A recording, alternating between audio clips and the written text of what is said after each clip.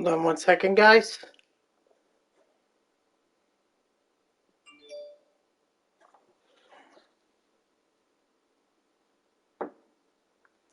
Okay. So welcome back, guys, to another MLB The Show 21 stream here on Twitch. I'm next JGGen24. And finally, after much grinding the last, really week, actually. Maybe it's 2 weeks, actually. 2 weeks, yeah. We finally got Noah Syndergaard from the event. Honestly, I don't know when I'll get to superfractoring him. Hopefully it'll be soon because I'm almost done with Jacob DeGrom. As you can see, he's at 9701. And even if I just play one game with him, if he does a complete game, shutout, tons of strikeouts, he's going to be superfractored. So I'm very much looking forward to it.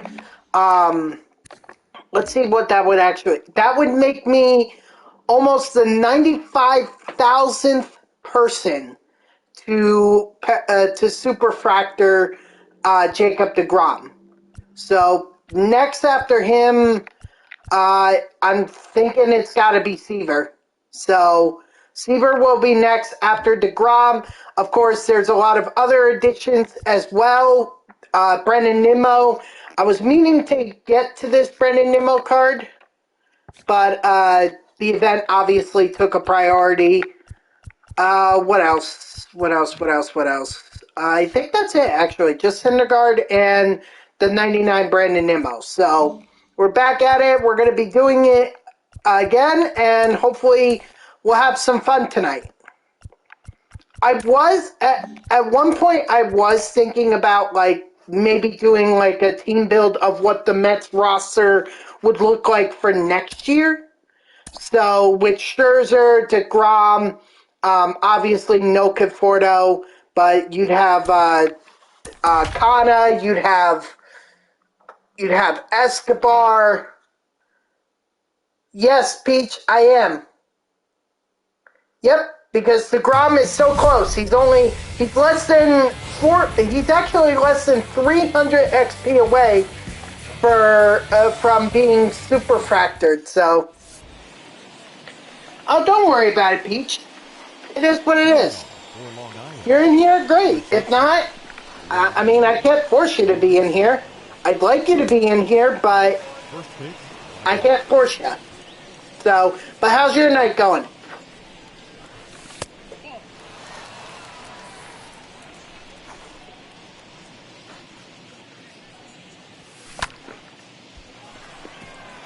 Yo, guys, how crazy is it that Freddie Freeman has not been re-signed by the Atlanta Braves?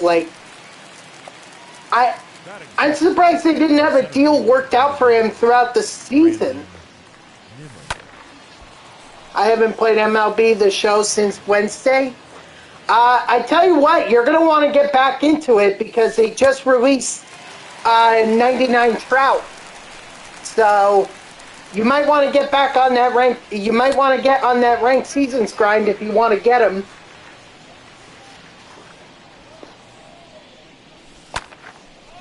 But just expect a lot of tryhards.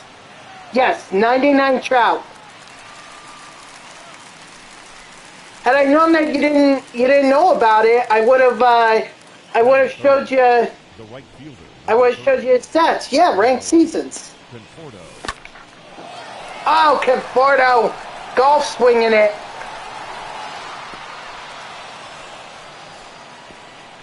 Yep, he's the ranked seasons reward for this season, so get on it, man.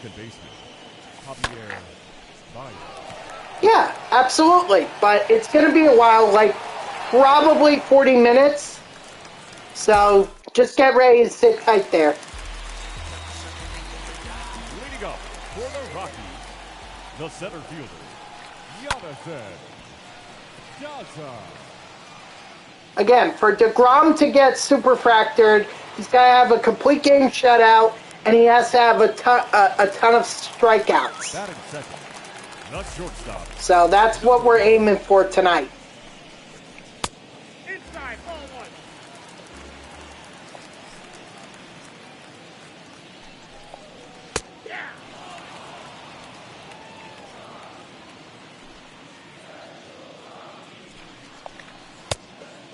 He needs 20 SO.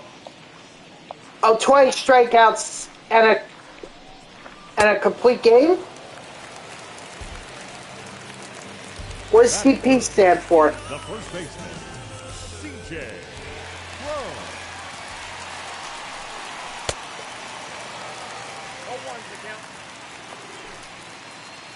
Oh, okay. Well, I've already got one, so that's a pretty good start. Let's see if I can get number 2 here.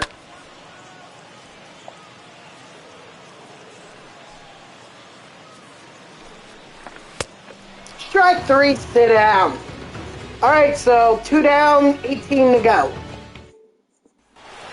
And it's not just about superfractoring Jacob DeGrom. It's also about getting as much XP for the other guys that are on this team as well.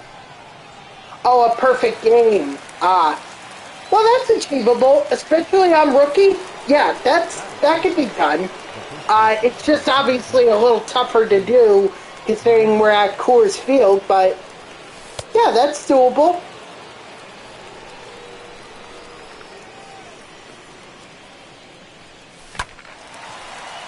Attaboy, Hernandez.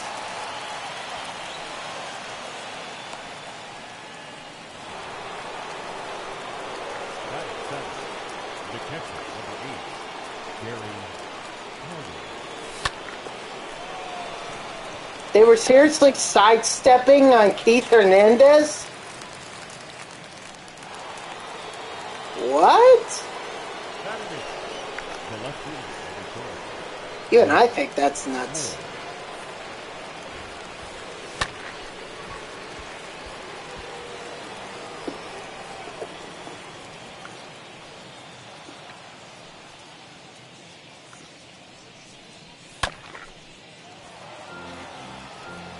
Come on, Floyd.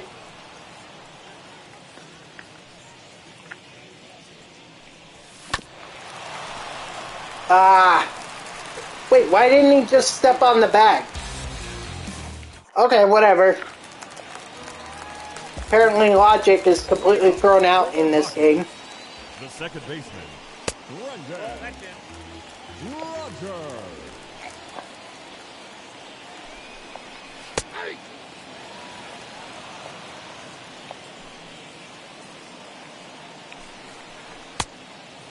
Count 1 and 2.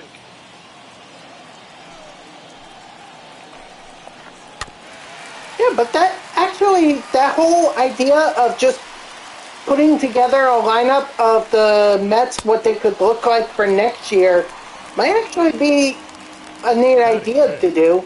I wouldn't play with that roster, but I would, you know, just like build it for shits and giggles.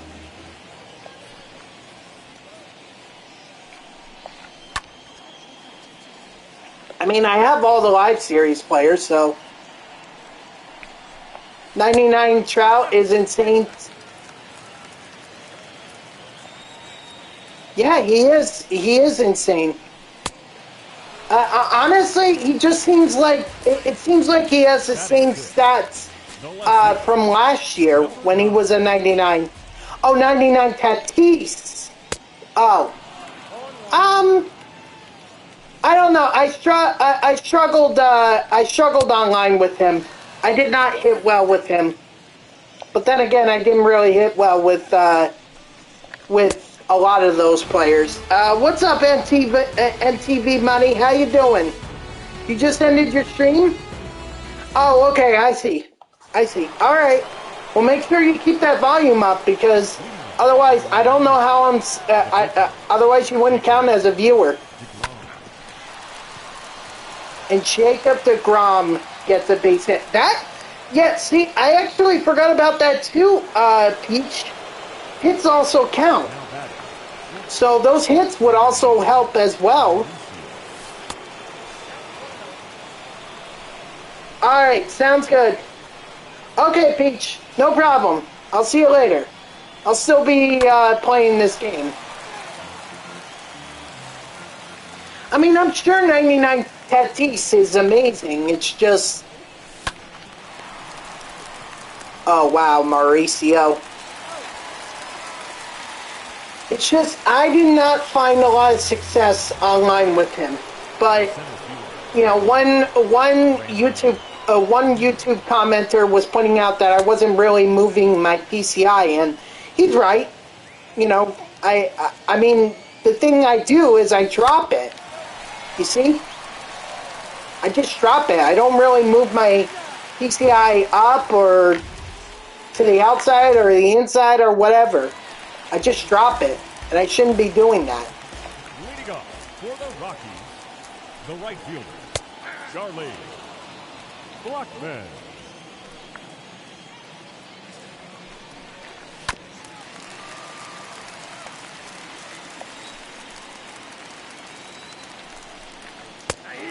Strike three, sit down. Man, this superfractored Jacob DeGrom is going to look amazing. Can you imagine if, like, I get him superfractored and he's going to be like I'm like the 95,000th player to do it? I mean, there's 94,979 people that have done it so far, and I don't know how many more are still doing it. I much imagine that with ranked seasons being hot right now, you know, people are trying to use DeGrom as much as they can. So, give me 1 second, guys.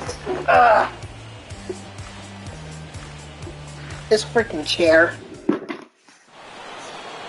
I need to have like a backup chair or something. Something that I can sit in that, you know, won't go down on me.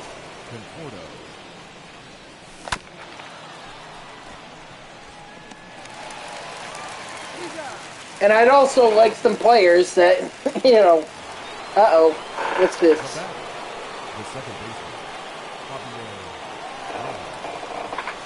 Ah, shit. Hold on, my sister's texting about an Amazon package that arrived at our door.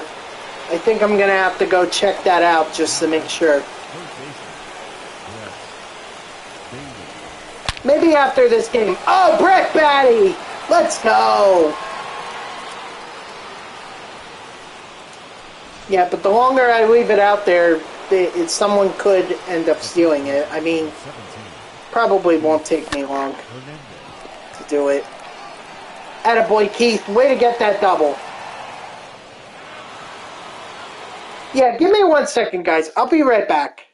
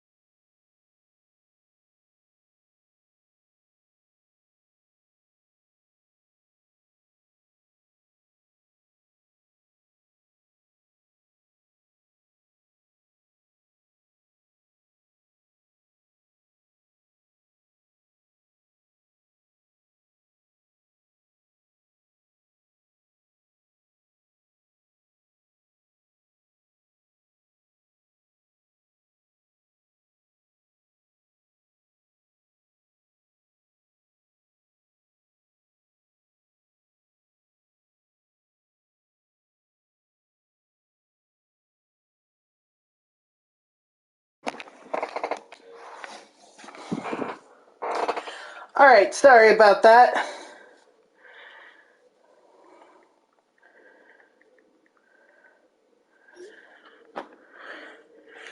So, it's a small package.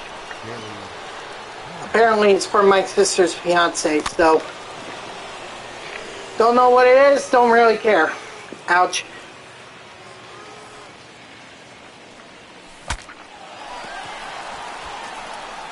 Come on, Carter. Beat it out? Nah. Dang. The left fielder is reported with Floyd.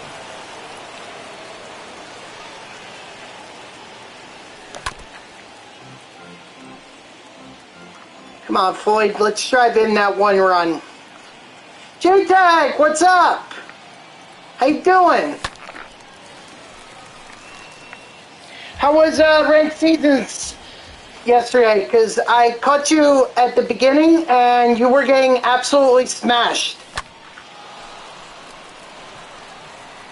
I'm doing all right. You know, I can't complain as a Mets fan. Not over the last four days. Okay, all right. So where's that put you rating wise? Are you like 830 or whatever? Actually, if you lost, you might have had to. You probably went down to a division. 780, yeah. All right, well, no biggie. I'm sure you could get back up there. And worst comes to worst, I think I was saying this in my in another streamer's. Yeah, I'm not either. J-Tag, because honestly, I mean, I did feel like that the Mets needed to bring him back in order to get the, in order to feel like they were competitive, but was I necessarily hoping for it? No. Because again, I'm not exactly his biggest fan, especially after he gave the thumbs down. And from what I understand, he was a bit of a problem in the locker room. Or in the clubhouse, I'm sorry. He was a problem there. And you know what? I was listening to or I was watching Carlton and Roberts from SMY. Well, I think they're on the Fan, but they also like have SMY broadcast their show and everything. And Carlton was actually making a good point. You know, Steve Cohen recognized that some of these guys that were in the clubhouse were problems. You know, he was recognizing that they didn't work. Conforto didn't work. Stroman didn't work. Syndergaard didn't work. You know, a lot of these guys just didn't work. And he's like, to hell with it. I'm going to go out there and get guys that are locker room leaders, clubhouse leaders, guys who are going to keep the morale up, and hopefully we can avoid fights this year. Because the last thing I need to hear is another Lindor-McNeil encounter where they try to beat the shit out of each other. So, you know, and Carlton was really making a good point about that. You know, it goes beyond. Escobar is a quality third baseman, and Kana and Marte are good outfielders as well. But it goes beyond that, because you can have the best players in the world on your team, but if you don't have that chemistry there, how are they supposed to win games? They're going to detest each other by the season's end.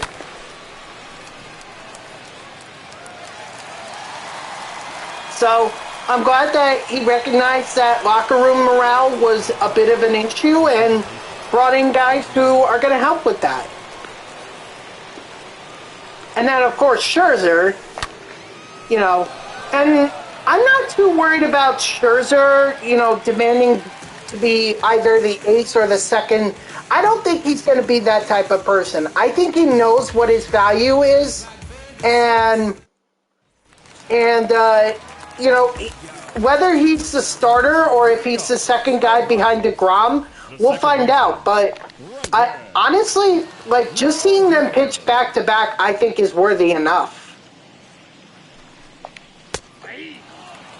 You like the Marte pickup? Yeah, well, that needed to be there because we needed someone other than Conforto.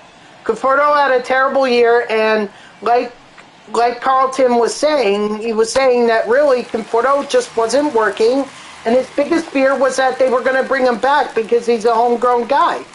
I mean, yeah, obviously, if the Mets had given up on David Wright so quickly, you know, he wouldn't be that captain. You know, can you imagine a Mets team without David Wright if they decided that after 5 years they didn't want to deal with him? After all his injuries and everything? Oh my God, there'd be no captain. There'd be no Wright. So, but there's a difference between David Wright and Michael Conforto. Wright immediately established himself as a leader, a clubhouse leader. Conforto, I don't know what the hell he was waiting for. But it's business. You know, this isn't about trying to be a family or whatever. This is about winning games and making money. And if Conforto's not doing it, well then, bye Conforto. No hard feelings. There was no hard feelings when, with Wilmer Flores. You got sad news from Oxford, Michigan? You're not talking about that shooting, are you? That high school shooting?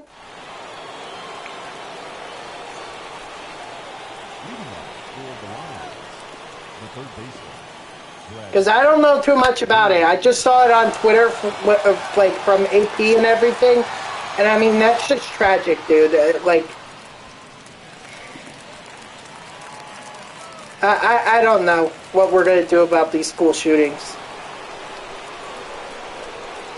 Well, what's your bad news? Because I'm assuming it's not... I'm hoping it's not the shooting. Attaboy. Attaboy, Keith.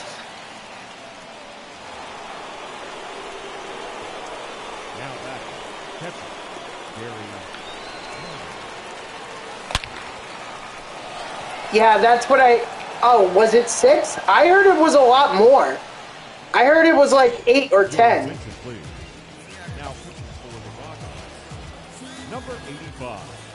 Yeah, it's just like...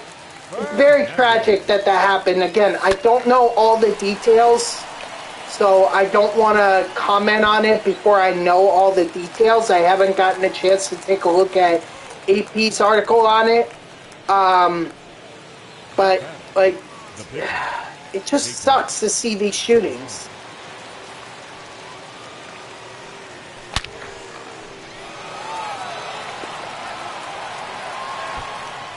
Oh, that is definitely going to help out with superfractoring DeGrom. Oxford is an hour away from me, or away from you? Holy shit, man. You didn't know anyone there, did you? Did you know anyone?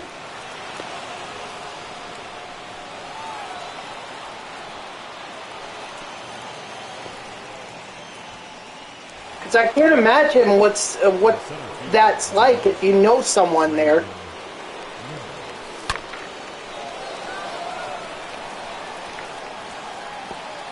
Okay. Well, still, we should keep all the victims in our thoughts and prayers, you know, because stuff like this shouldn't be happening. Again, without knowing all the details of it,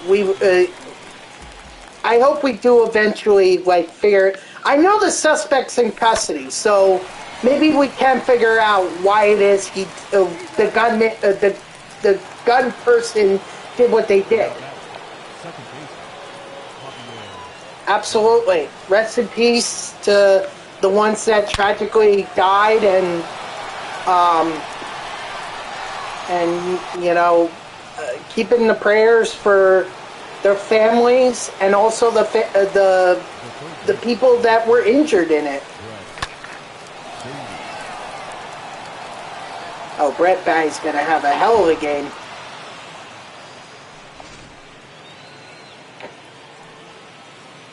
Now batting, the first baseman, Keith Hernandez. So I hope we do eventually figure out why this happened. You know,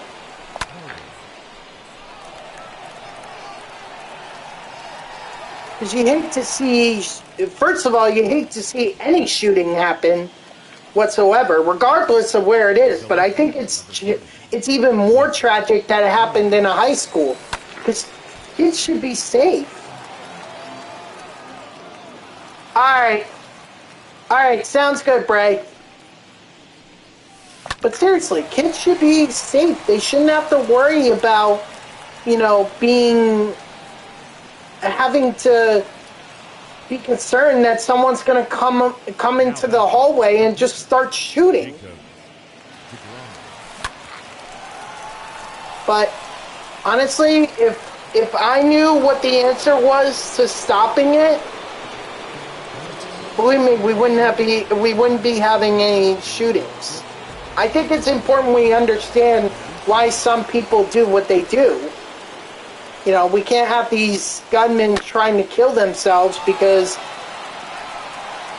if they do that, then how are we going to know for sure?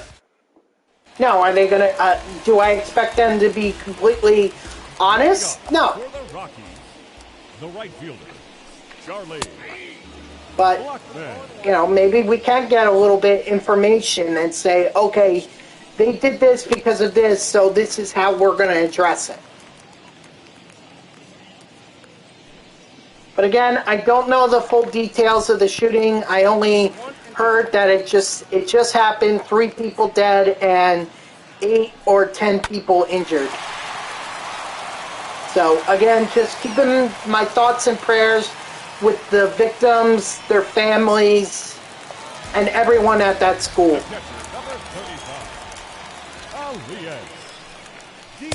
I still remember, like, the second day, or the first day of my second internship, was actually the Marjorie Stoneman Douglas high school shooting.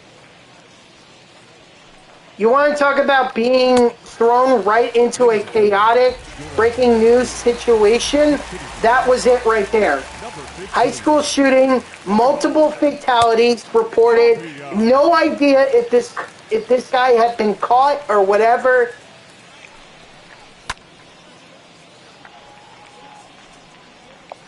You know, it was. I remember it. I remember that day. I wish I didn't, but I do. No, he didn't go.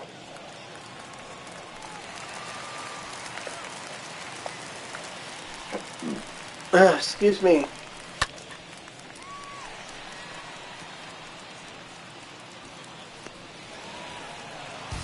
This game is actually going by a lot quicker than I thought. I mean, I know I took a couple of minutes to go down and get the package for my sister and everything, or my sister's fiance, but I thought this would go a lot longer.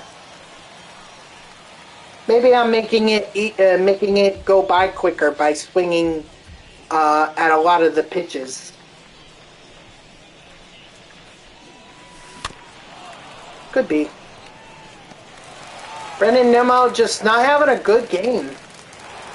You know, for a guy that's supposed to be a 99, I think he's hitless so far, and that's not good.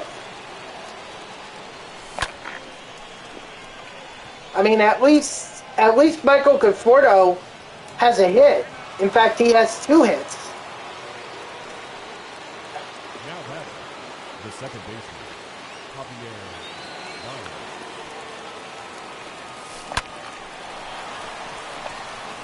Nope, I'm not sending him. 48 speed, yeah, he was gonna get thrown out. Come on, Batty. 2 home runs and a double, and you hit into a double play. Thank you.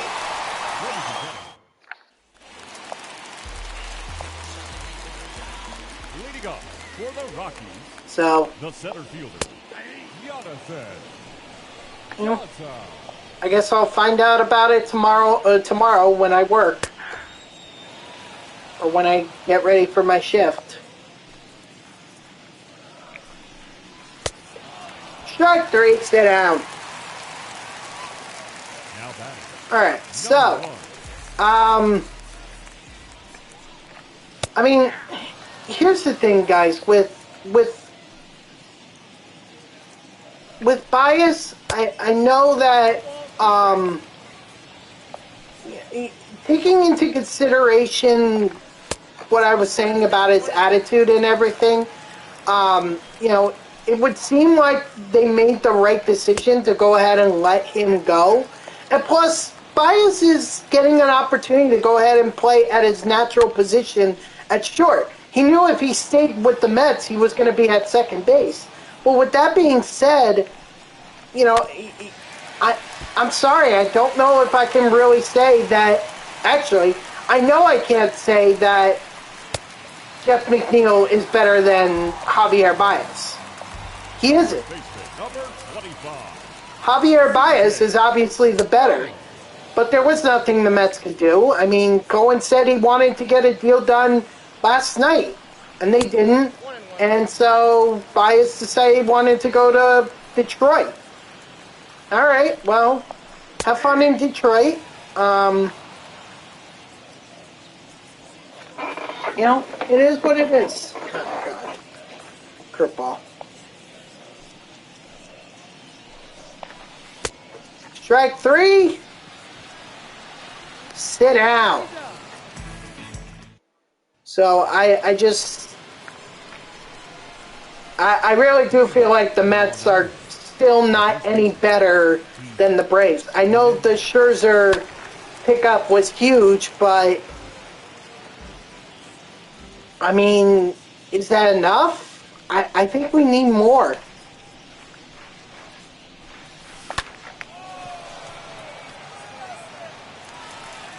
I think we need more. You know, we definitely need a bullpen arm. We definitely need that.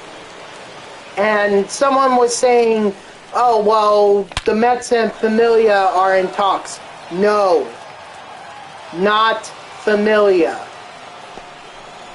Attaboy, Gary Carter. Alright, look, I appreciate what Familia did for the Mets, especially 2015 and 2016 and everything, but he has not been the same since. So, as far as I'm concerned, I'm done with Familia. Or the Mets should be done with Familia. You know, like, I heard Brad Hand is still there. You know, Brad Hand had a stint with the Mets. Why not give him another shot? It's not like it was a long stint either. It was only for like half a season that Brad Hand was on the Mets. That's not even a cup of coffee. So why not give Brad Hand another shot? Worst comes to worst, he doesn't do well, you get rid of him, or you DFA him, or put him on waivers or whatever, and you get somebody else.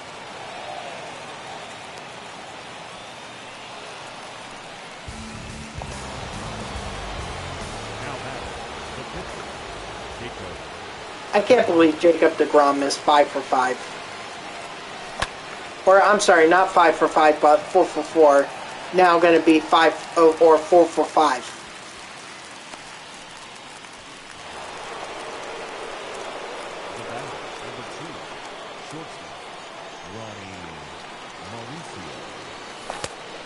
Jeez.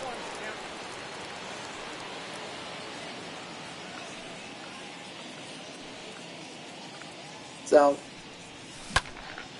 I hope that the Mets aren't done. I hope there's a lot more in store. But it seems like that now their attention has shifted to re-signing Brendan Nimmo. And I'm not opposed to that idea. Re-signing Nimmo. He gets on base. That's important. I'm trying not to pay attention to that graphic that just appeared on the bottom right corner. Strike 3. Sit down. I think there's no doubt that after this game, DeGrom's going to be superfractored. Ryan McMahon. And then next up will be Tom Seaver, the franchise. You know, another thing I'm wondering about is what is Scherzer's number going to be? Because he's always gone with 31, but he's not going to be able to do that with the Mets. Strike 3, sit down, because 31 has already been retired. That was Mike Piazza's number. So, I just wonder. I mean, it seems silly, but ultimately Scherzer should pick a number that he's comfortable with.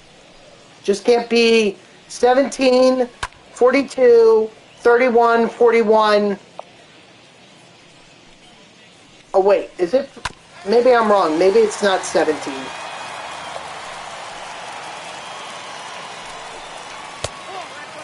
Hold on. I'll look real quick.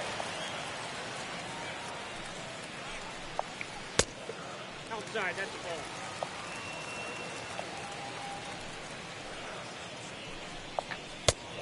Strike 3, sit down. Alright, let me see real quick. Mets retired numbers.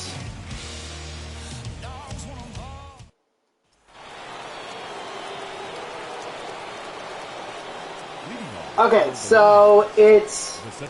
Yeah, so 36 for Jerry Koosman. You also have 31 for Piazza, 42 for Jackie Robinson, 41 for Seaver, 14 for Hodges, and 37 for Stengel. So I was actually off. I figured I was. I knew there was a 7 in it, but I had the wrong. I had it wrong. I thought it was 17, and that's actually Keith Hernandez's number. Sorry, Keith. What a play.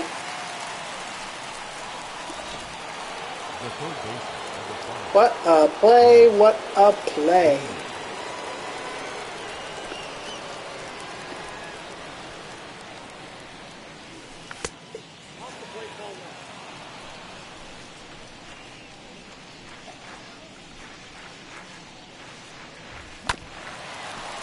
Damn it. Oh well. Alright, so DeGrom, time to close this out. Close it out and let's go home. Blackman.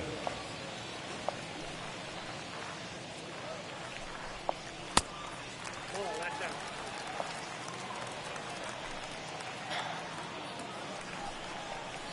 Ball, that's down.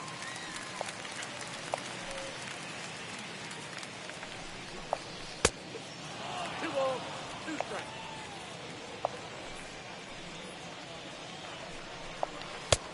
Strike 3, sit down. Alright, 2 to go. Let's go. The catcher, Elias Diaz.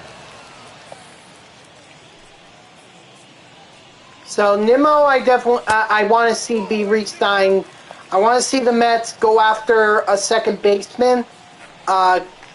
If not, I guess we're gonna settle with McNeil and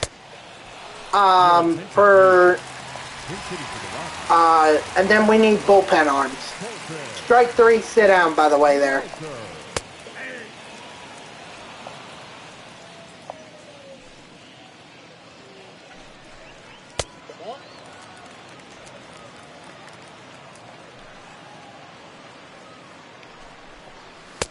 Ball, that's inside.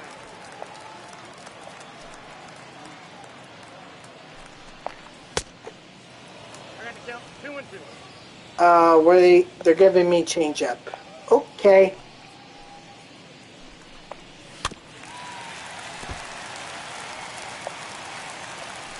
So we'll see what happens, but obviously we got to worry about that lockout that's going to be coming. Strike 3, sit down. Jacob DeGrom with the perfect game. That's probably all he needed, but he also did very well with the bat. So show me that Superfractored Jacob DeGrom. There he is. Oh wait.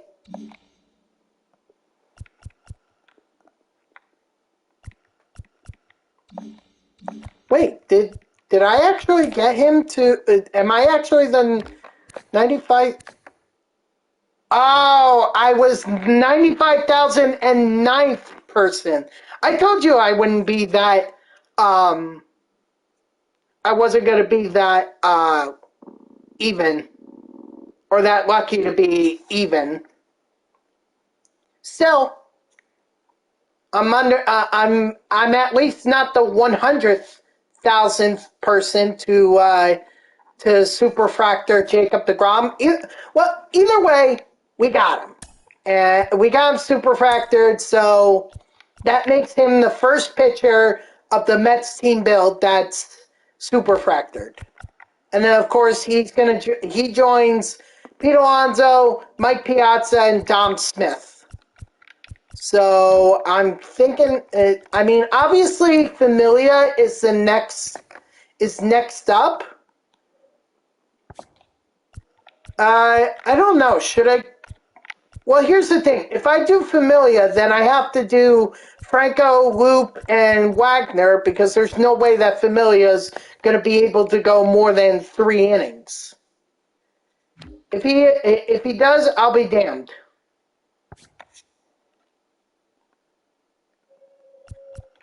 But I guess I should start. I mean, it's not like I've made progress on Tom Seaver. Oh, actually I did, but ooh.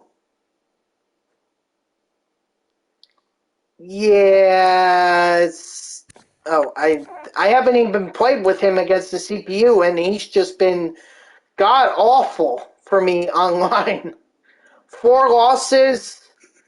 I mean, a 16.2 ERA. Oh shit! Wow, that is terrible.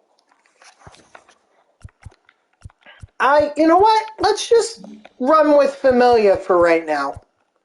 Let's just run with Familia, and I'll circle back to Seaver.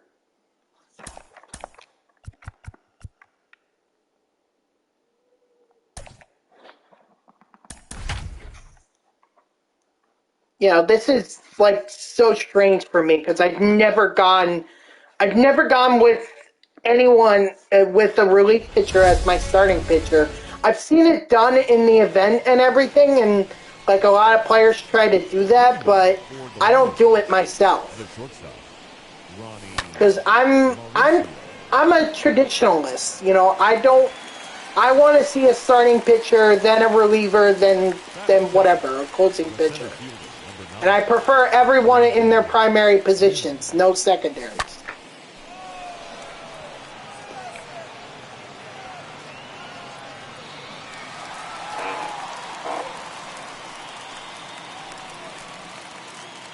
Sorry, just had to try to crack my neck there. Good man.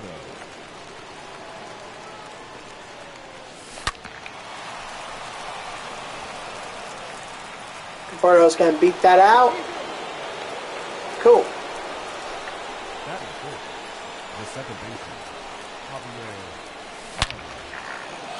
Oh, bias. Let's go. Oh, you know what? I also forgot the packs there as well. I didn't really open up the packs. And Peach wanted me to show him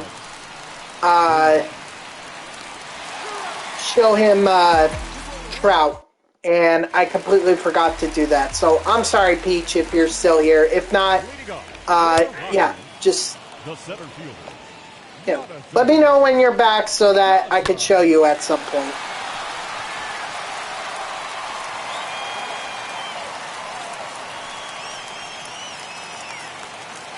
Batting second, not shortstop, number 1.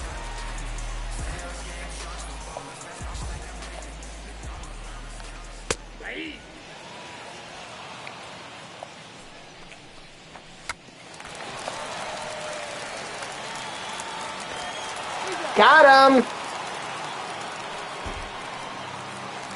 Innings, I mean, still count for something, so even if he doesn't get a whole lot of strikeouts, he could still get some innings here. It's just not going to be helpful. It would be a lot more helpful if I had strikeouts, like that right there. Strike 3, sit down.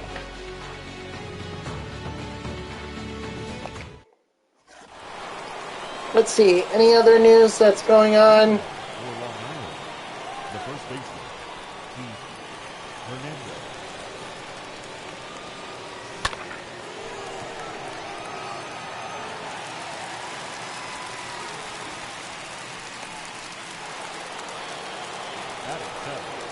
The catcher, number 8, Gary Howard.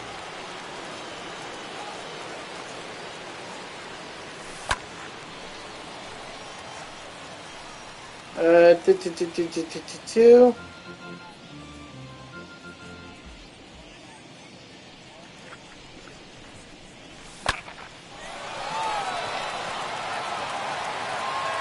With that, Carter. Nice, Carter. I mean, I'm taking a risk by sending him to third, but he doesn't get triples a whole lot, so.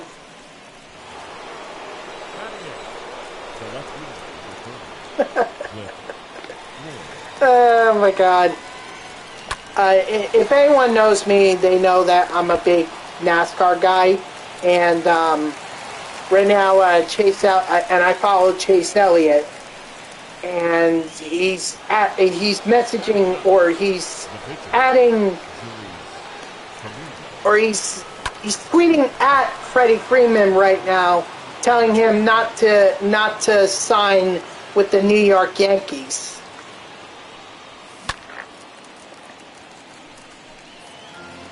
I mean, if the Yankees do end up signing Freeman, I think it still doesn't resolve the whole issue with Short, but I think that would definitely be a good signing for them.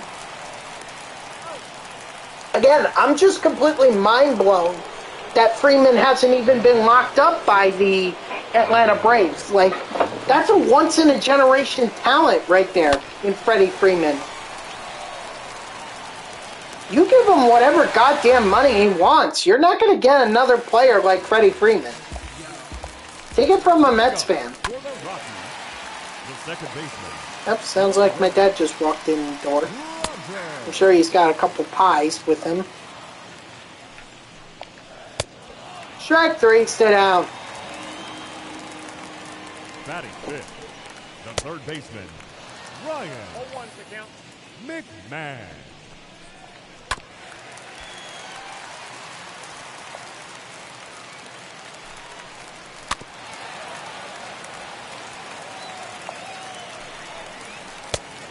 Strike 3, sit down. There we go. There are the strikeouts. Maybe Familia... Actually, looking at Familia's stamina, he might go ways.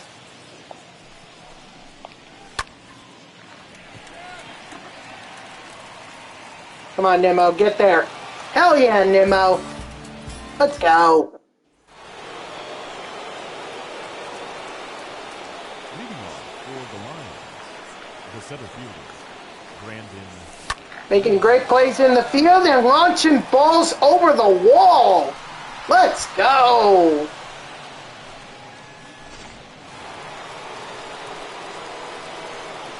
The right fielder, number 30, Michael Conforto.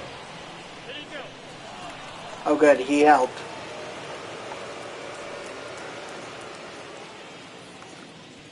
It really actually bothers me thinking that Freddie Freeman might not be in a Braves jersey next year. Like, I never thought I would see the day. And I don't think you're going to get anyone close to his talent, Braves. So take it from a Mets fan, re-sign that guy, and you give him whatever goddamn money you want.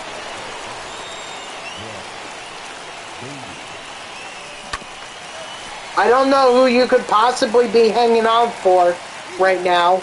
You can't tell me that you're thinking about Peterson and all those guys that you traded for at the trade deadline. Like, come on.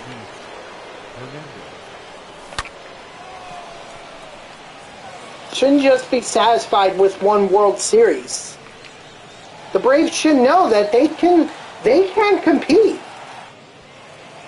They could be division winners again. They could have a dynasty. You know, we saw this team win a World Series without Ronald Acuna. And you're going to tell me that now you're going to let it all go? You're going to let along with Freddie Freeman? Like, come on, Braves. Leading off for the Rockies, the right fielder, Charlie Blackman.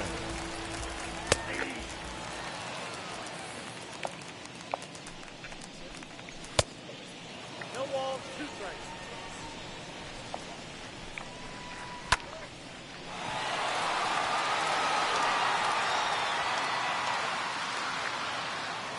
Attaboy, Nimmo. That ball travels pretty fast here at Coors Field. Batting eighth, the catcher, Elias Diaz.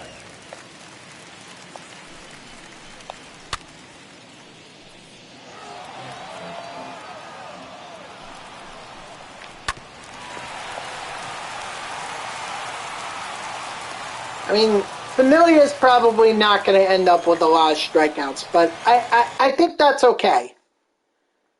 I don't even know where he's at with strikeouts. He's at 3. Yeah, so right now he's just averaging 1 per inning.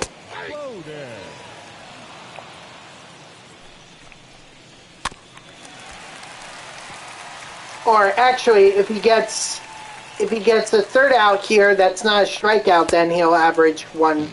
Well, now he's averaging over 1 per inning. So, I gotta be technical. Leading off for Long Island. Come on, Floyd.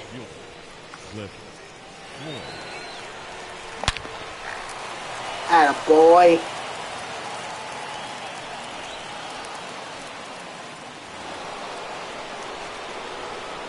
Now back, the pitcher,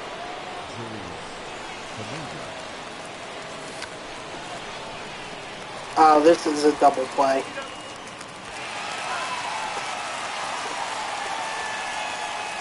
Poorly executed bunt. Plain and simple.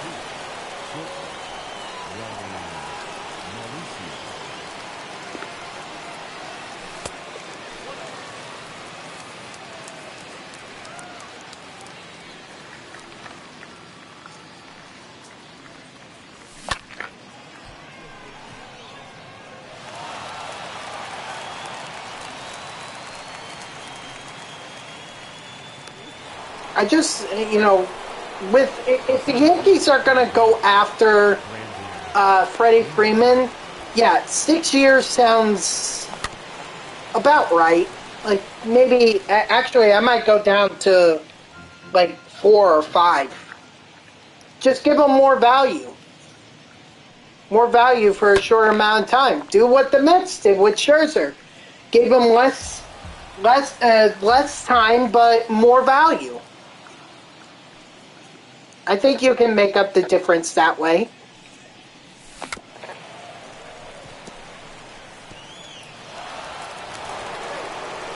Ooh, that speed.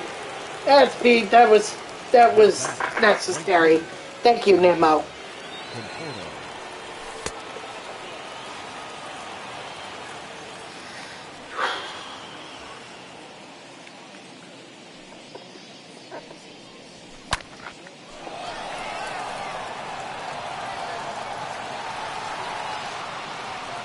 Okay, Michael Conforto.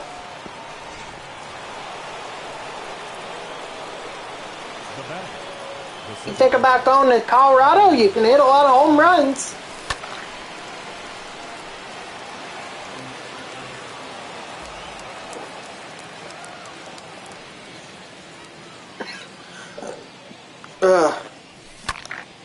What's that? ESPN. alerting me to now. Hockey night. I don't give a damn about hockey. Although I did hear my Devils just re-signed Jack Hughes, which is which was I think he was either the #1 or #2 overall pick a couple of years ago. I don't remember. Excuse me. But yeah, 8 years for Jack Hughes. So obviously the Devils are very committed to him. But aside from that, I really don't know too much about hockey. Honestly, I have not paid attention to hockey since the Devils went to the Stanley Cup back in 2012.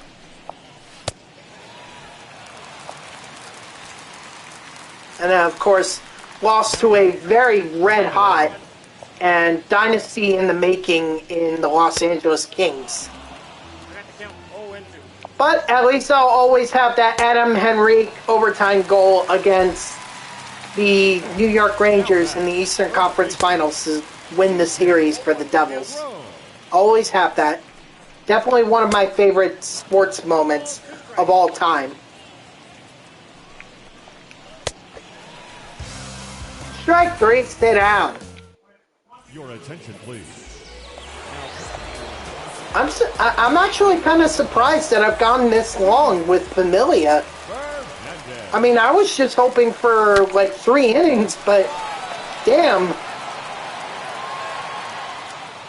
We've gone through 4, possibly 5. And he doesn't look like he's gonna tire.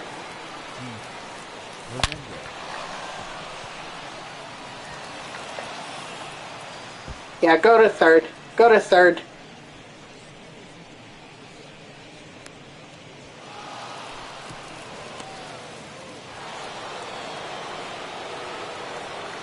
Now back. Catcher.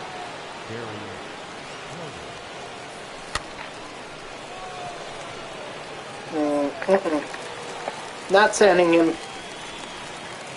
Too close. The left fielder, number 30. Cliff Floyd.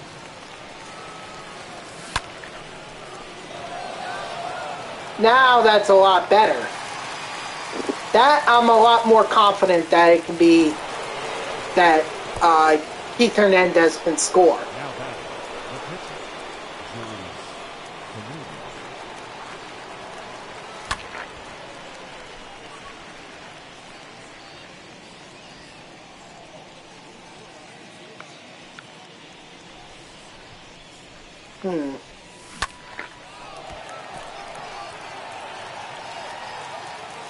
Unfortunately, not every pitcher can be like DeGrom, where they can hit insanely well. For the Rockies, the second baseman, Brendan Rodgers.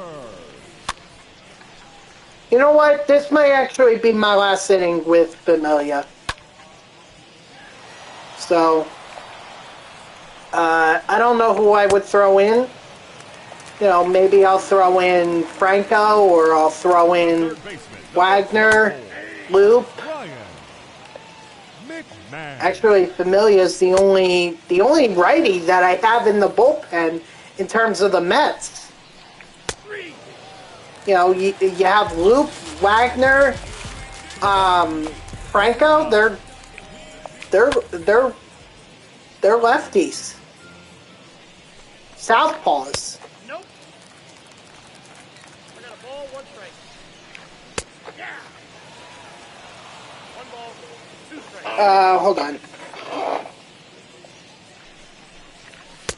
Strike 3, sit down.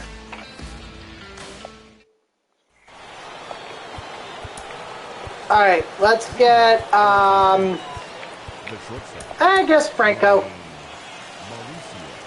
Wasn't Franco last year the collection reward for the Mets was Alroot.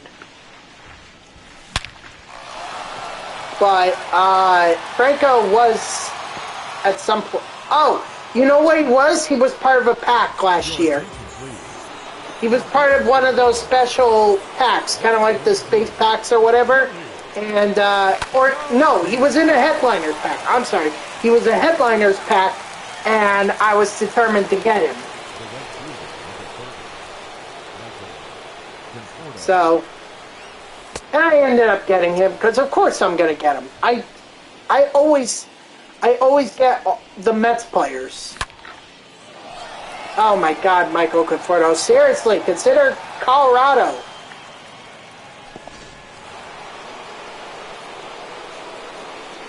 Now back, the second baseman, Javier Baez.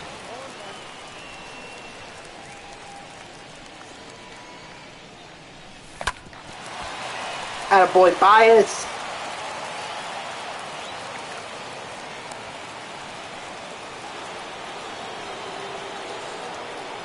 The third baseman of the West, David. Uh-oh. Double play? Shit. Alright, well, I hope Franco was warmed up enough. He's coming in. Leading up for the Let's see. Rockies, Yep, apparently he's warmed up, so... Blackman. Ball, that's out.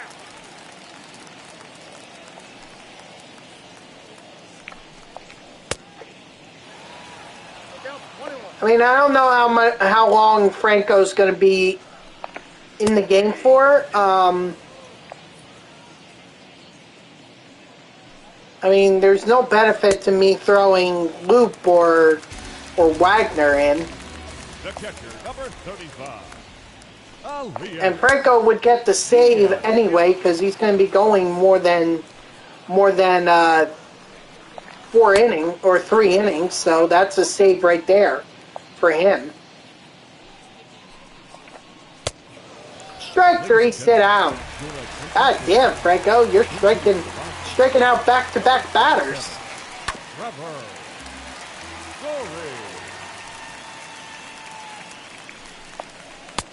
Ball, that's just out.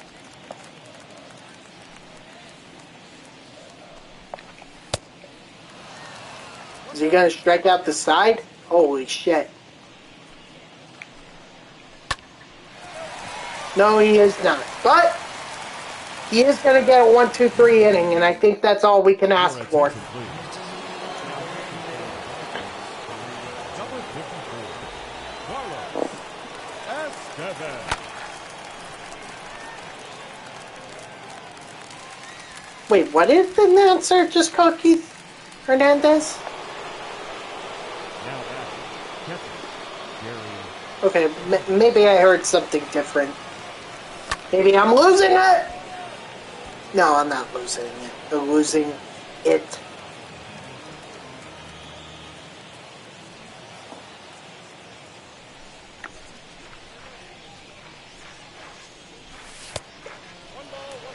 Yeah, and just to be clear to everyone, if it already hasn't been cleared, this team build for a card to be part of the team build, it needs to have that Mets symbol. So it can't just be Gary Carter, the 99 overall version of Gary Carter. It can't be that. Because he's not on the Mets. He's on the Washington Nationals slash Montreal Expos. So he does not count. His 91 version, overall version, though, that counts because that was when he was on the Mets. The center fielder, Jonathan Piazza. So only if cards have Mets symbols next to their names are they going to be in this team build. The count is 1 and 2. So Piazza 99 overall, not happening. But Piazza 91 overall, URAC, he's on my bench. And he's already superfractored too. Now back, number 1.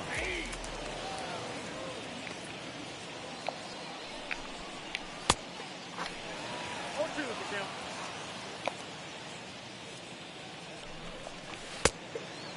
plate, ball one.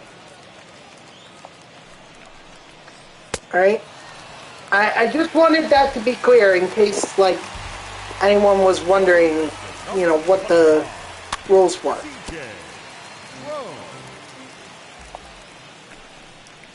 And honestly, just looking at how long this has taken, not to mention all my grinding with the event and everything, and not to mention, guys, at some point I'm gonna grind out the Battle Royale program. Not now, because that program is gonna end on it's gonna end next week.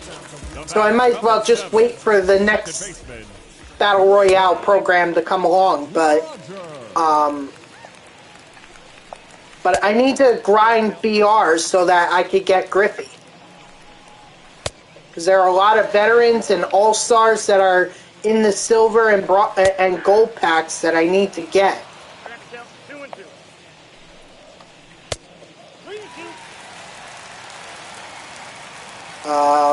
What are they telling me to throw? Two-seamer? Okay.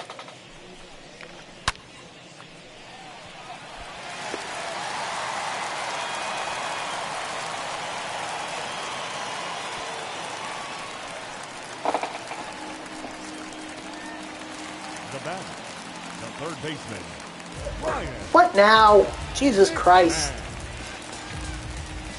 Another, oh, it was a four-seamer actually, not a two-seamer like I thought.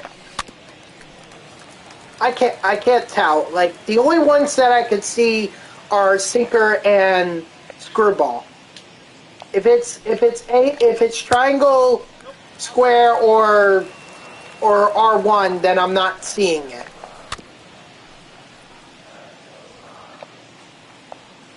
That's what I hate about these. Like, last year, that kind of camera was easy to turn off.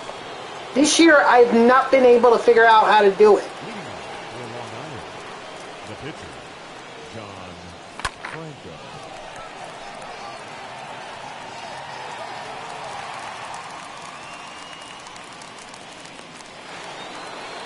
The batter, number 2, Chip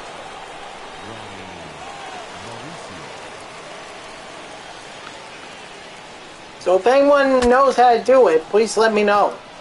Because I would absolutely love if I didn't have that camera anymore. You know, in key spots like 2-strike counts and everything. Like that shit is so annoying.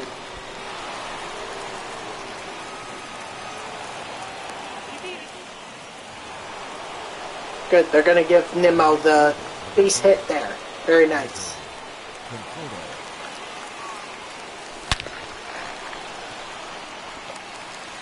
That's going to lead to a Conforto bases clearing double.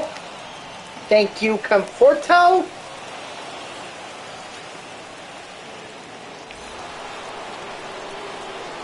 Seriously, bringing a lefty against Javier Baez? Are you nuts? You know what? They asked for that. The CPU asked for that.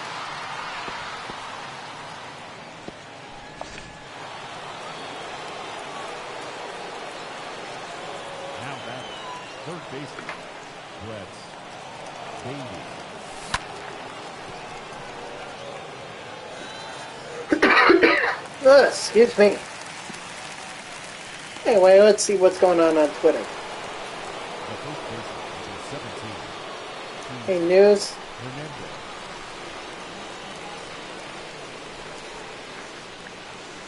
Oh, Robert Jesselman no longer going to be part of the Mets. They have non-tendered him, according to Tim Healy. Honestly, like, Jesselman, I could never tell if he was a starting pitcher or if he was a reliever. Like, I could never tell because he was never good enough to be a starting pitcher, yet it never felt like he was natural in the bullpen. So, I wish him all the best of luck in free agency. Yet another bullpen arm that the that the Mets don't have. You know what? This might actually be my last inning with Franco. I don't know. It depends on what the situation is like. I mean, 17-0, I think we're pretty good, so I might as well get Franco the save. Strike 3, sit down. The right fielder, number 19, Charlie. So it's good that we figured out that with Familia, he can go 5 innings. Franco, it looks like he could go 3, 4 might be pushing it depending on what the situation is. Strike 3, sit down. The catcher, number 35, Elias Diaz.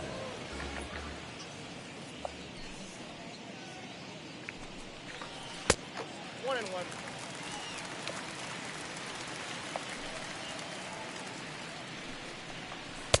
Oh, that trips it out.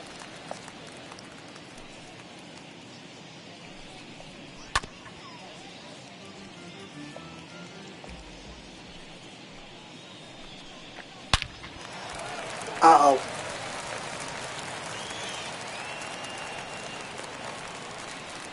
Your attention, please. Pinch hitting for the Rockies, number 15. For the... Did he say Dodgers? Okay, normally I wouldn't point that kind of stuff out, because normally I don't care, but, like... Nope, that's down. The Dodgers? Really? Or what is ESPN... Oh, breaking. Yeah, Georgia, Michigan, Alabama, and Cincinnati. Well, it's about damn time that Cincinnati finally got into the top 4. But they're gonna have to go up against Alabama in the college football playoffs as it sits.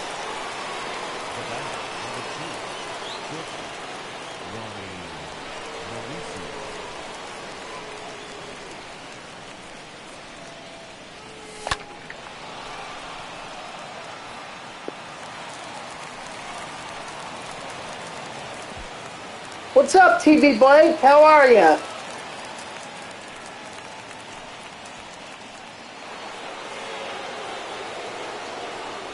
Now back, the center fielder, Brandon Newman.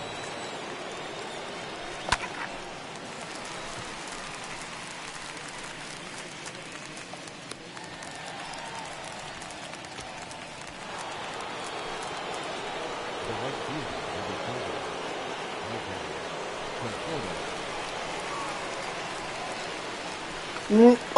Yeah, actually, I do, Blake.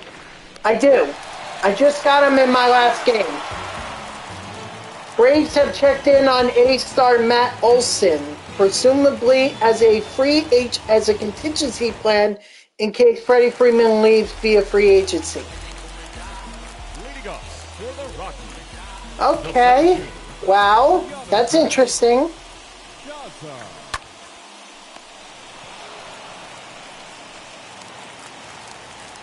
Now batting, number 1. I mean, I guess this shit is real. Seriously, the Braves can't afford what Freeman wants? What, are they worried about Acuna? Should they really value Acuna? They can't value both Acuna and Freeman together? Wow. For a team that just won a World Series, you wouldn't think they would have too many money problems. God, that's crazy.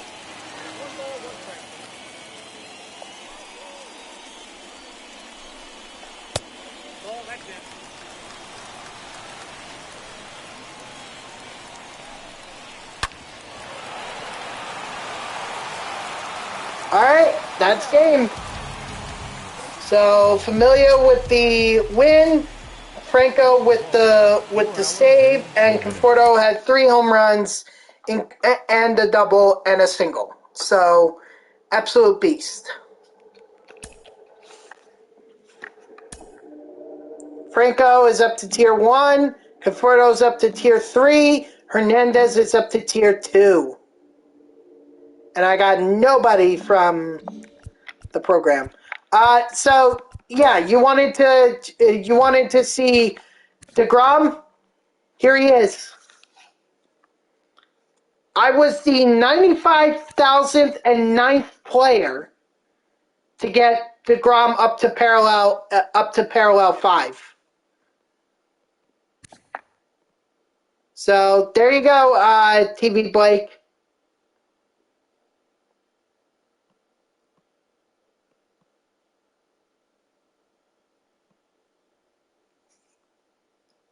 Actually, I'm kind of curious about his. I'm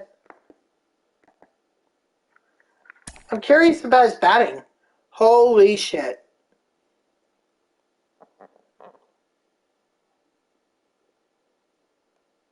Wow, I was not expecting it to be that. Wow, that's amazing. Okay, so what happened with Familia? Why is he?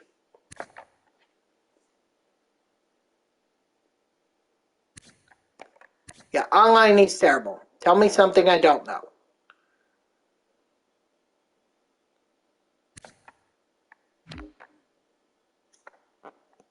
Alright, well, I guess we're just going to keep chugging along. Peach, you said you wanted to look at Mike Trout's stats. I don't know if you're here anymore. Maybe you left. Yeah, but here's Trout. 99 Trout. Ranked Seasons reminder. This is the Ranked Seasons reward.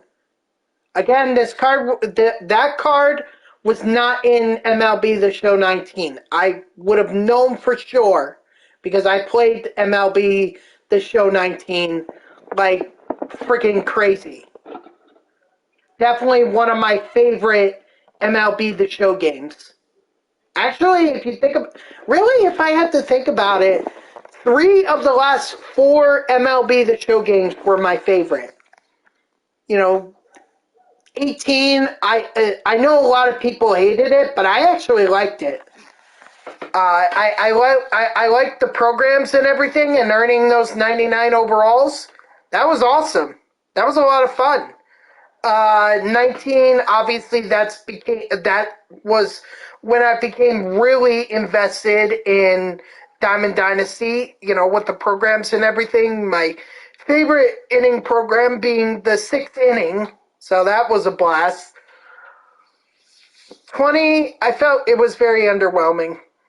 But 21, I'm having a freaking blast. So, but that's Mike Trout's card right there for you. I don't even know if anyone has him yet. I'm sure someone does. Let's see.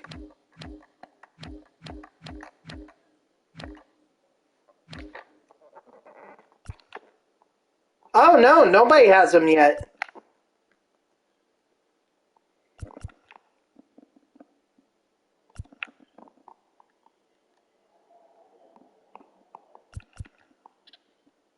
Okay, well, I'm sure somebody will at some point.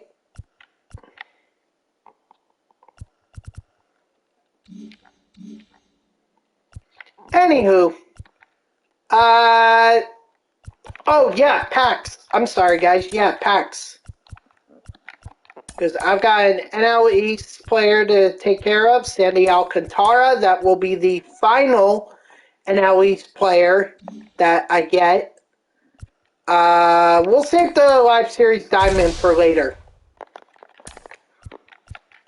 It's just going to suck now if it's Trout, because everyone's going after 99 Trout. Why does anyone want the Live Series Trout now? Well, you might need him for Chipper. But I think you have a few more problems than Chipper or Trout to worry about in that Angels collection. Jonathan Diaz is still hard to come by.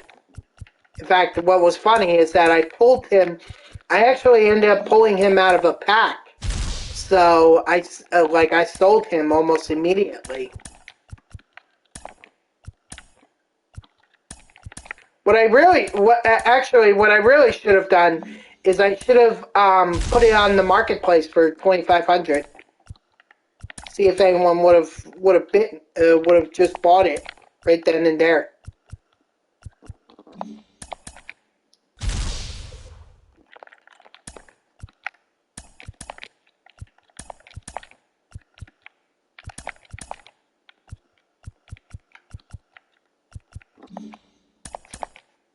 Oh well. Maybe I'll pull him out of one of these packs. Oh, what now?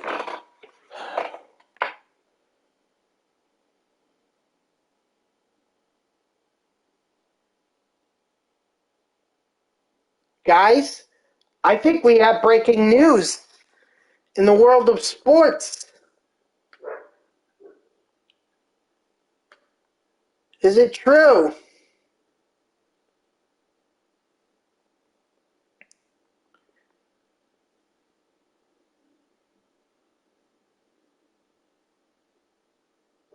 Is this true? I'm waiting here to confirm this, but I just saw the hashtag, so let's see.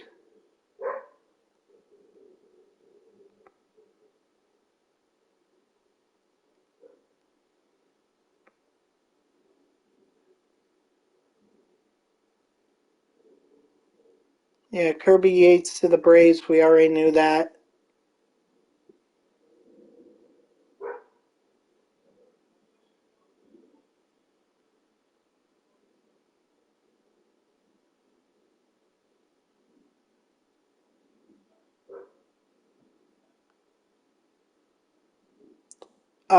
I'm not seeing anything here on Twitter about it, because...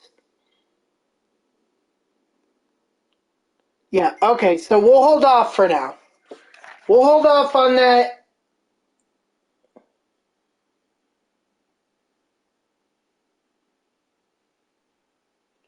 Alright, Brave, welcome back. Long ass shower.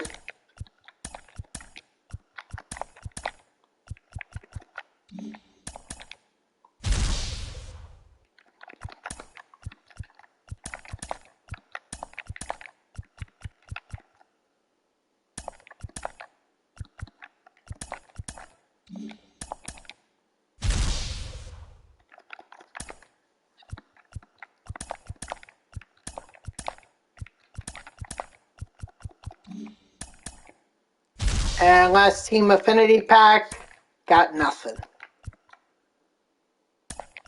Okay, I'll sell it for you for that. I don't care. Been out of the shower? Oh, well, okay, whatever, man. Whatever. Hope it was a good shower. So let's see who I grab. I got Scherzer, Guerrero, Soto, and DeGrom. Who sells for the most? I see Scherzer at 14,000. Scherzer was 14,989. Soto, no. DeGrom, okay. Scherzer, it is. The newest. Let me just go to my inventory and just go over to the... Oh, I actually have cards I need to sell.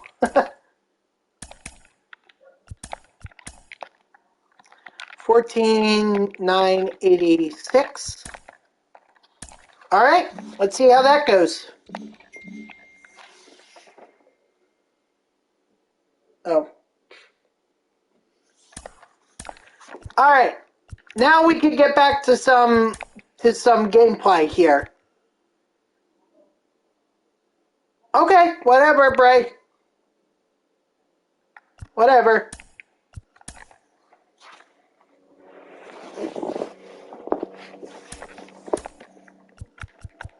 again, we'll go with Familia. We know he can go at least 5, at max 5 innings.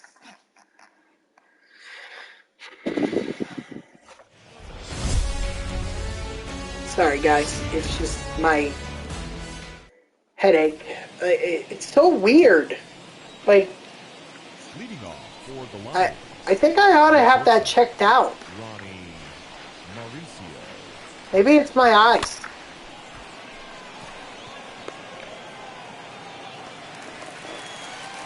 I hope it's not, because if I'm straining my eyes, that's not good. Number 9, Brandon Nimmo. Attaboy, Nimmo.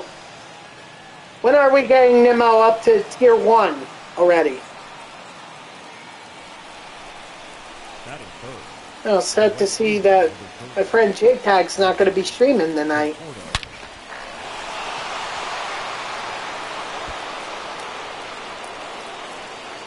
Yeah, I'm going to risk this because it's 89 speed.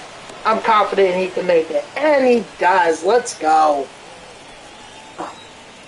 Batting fourth, the second baseman, Javier Baez.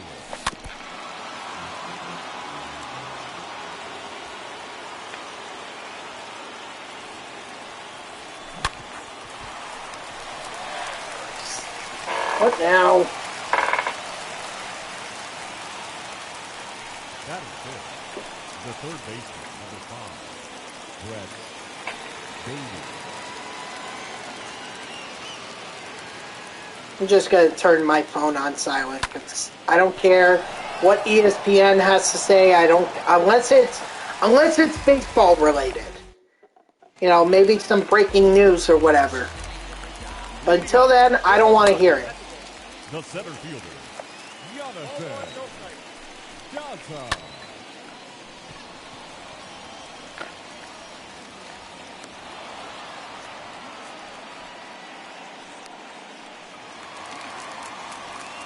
Batting second, the shortstop, number 1.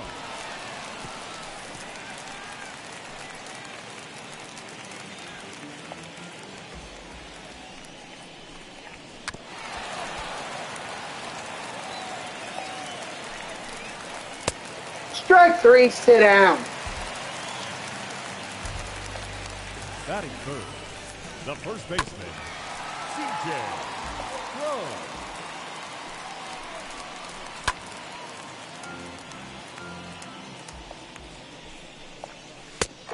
1 ball, 2 strikes, count.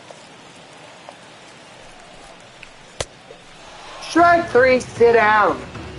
Familia dominating. That's good. That's a good sign. The first baseman, Keith Hernandez. And Keith Hernandez is going to get a double here.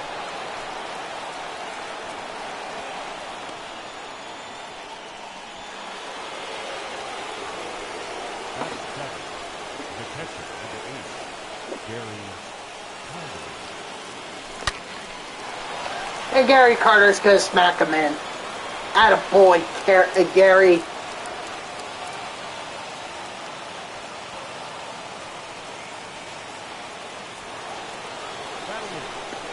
left fielder, with Floyd.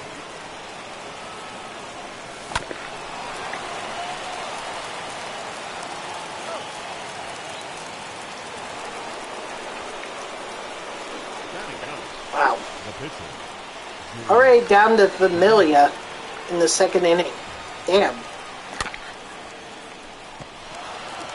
But of course he's not going to do anything but move Hernandez over. But I didn't need him to do much anyway. Just needed him to get in better scoring position. So Mauricio can smack him in.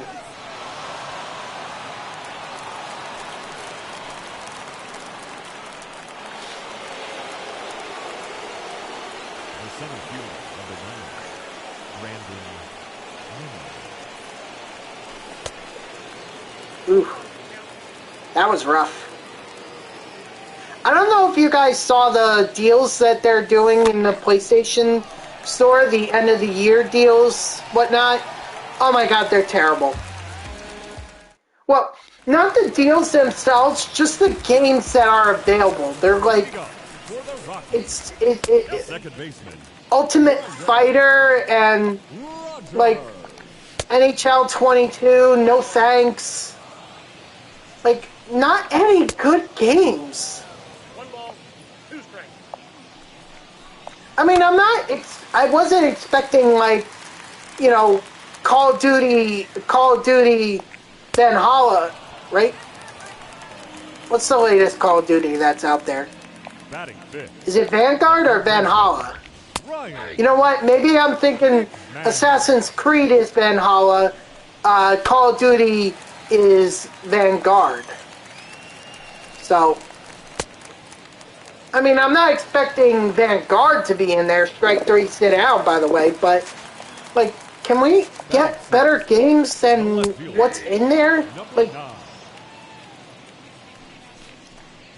they also had Dragon Ball Season Pass. It's like, what? Just a Season Pass? Well, from what I understand, the game is terrible. Because believe me, I'm a big Dragon Ball, I'm a Dragon Ball guy. Like, I watched the Dragon Ball series and everything. I even have Dragon Ball Xenoverse and Xenoverse 2.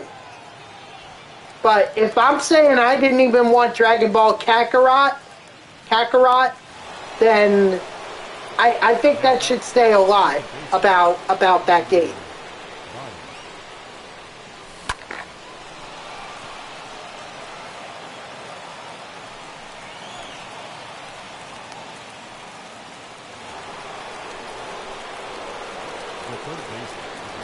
Ugh.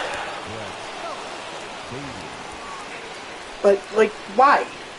Why are those games there? You might as well just put them in the store for like $20.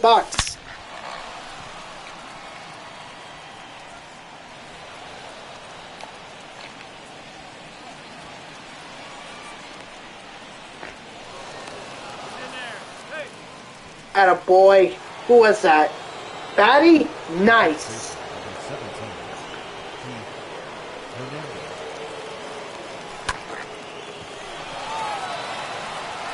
No, not sending him. Probably should have, though. The catcher, number 8, Gary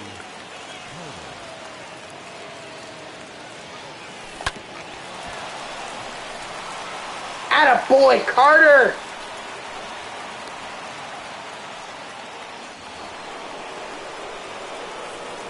The batter, the left fielder, Flip Floyd. Okay, no problem, Bray. No problem. You gotta do what you gotta do. I mean, hell, before I came on to the stream tonight, I had to let my dog out. And then I had to let her back in, and it was like 2 minutes after 6. And I was like, Christ. Get so much for starting the stream on time. What kind of dog do you have? And is it a boy or a girl?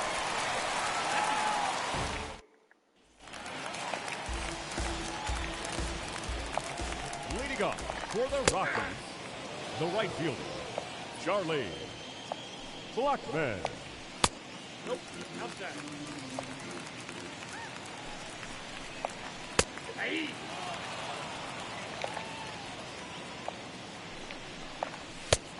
Strike 3, sit down. Batting 8, the catcher, Alias Diaz. Count 1-0. Hey.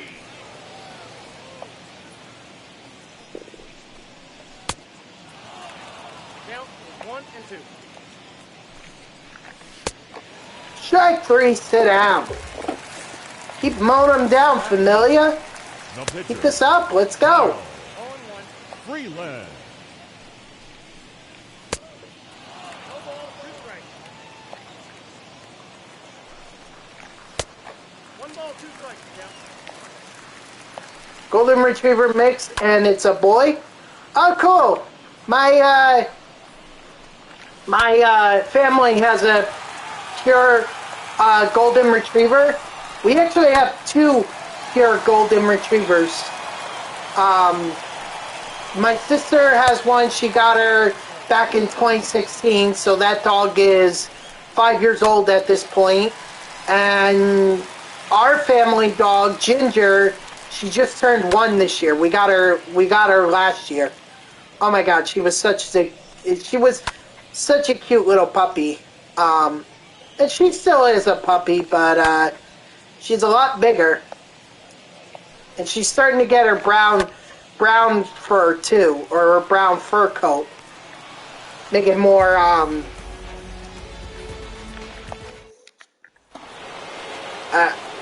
like she's thrown around in mud or whatever. So a golden mix of what? A golden retriever and what? A pit bull? Well, maybe not a pit bull. A poodle? A golden poodle? Is it a golden lab? Well, no, it wouldn't be a golden lab because golden retrievers are labs, right? I don't know. What's the mix? Golden retriever and what? Sorry for being so forceful. Hands are cold. Gotta let your hands warm up. When that usually happens to me, I just run them under hot water. That'll warm them up real quick. And then just make sure you dry them off.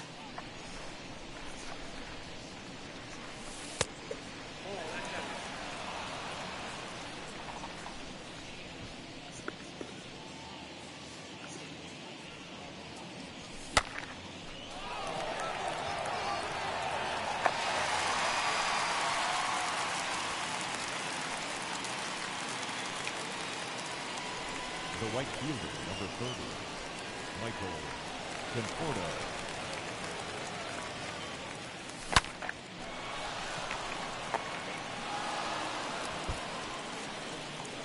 Anyway. Hey, you know what, guys? I heard that, or my dad was sharing an article with me, talking about how Golden Retriever mixed with Pit. Ah, interesting. Interesting. All right, cool.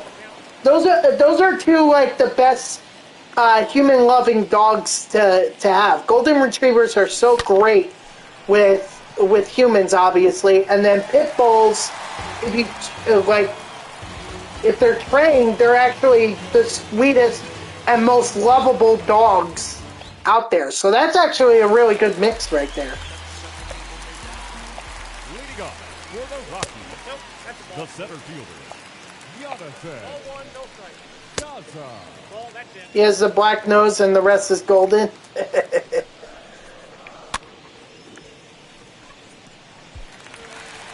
Oh my God, what is up with this game? Suddenly it's a lot harder to catch the ball. I don't understand.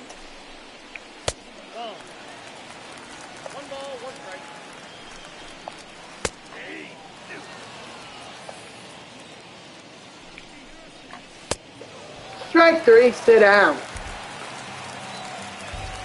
first baseman, number 25, DeGrom.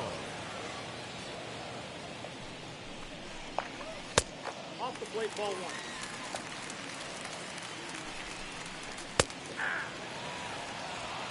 One ball, 2 strikes.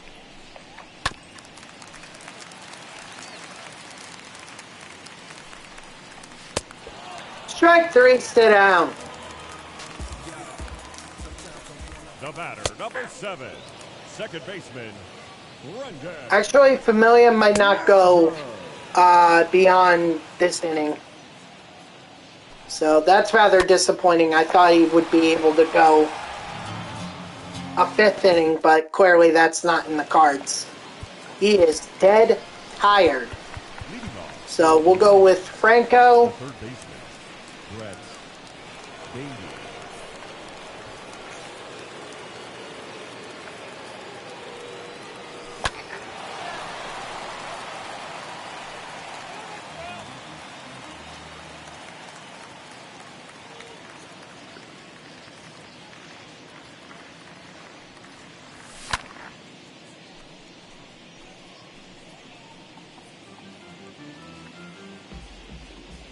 Come on, Batty.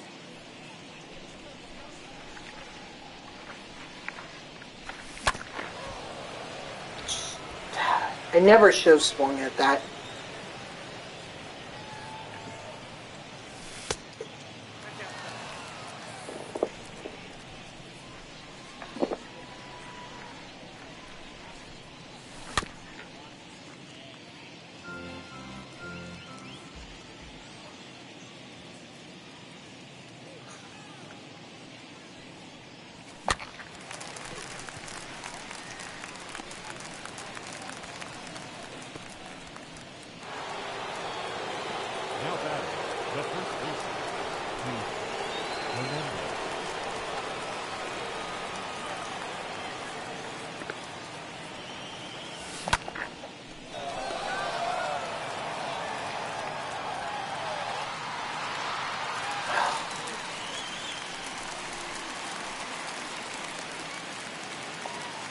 Now batting, catcher, Gary Carter.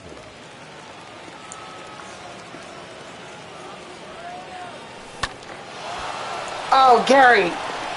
Oh, damn.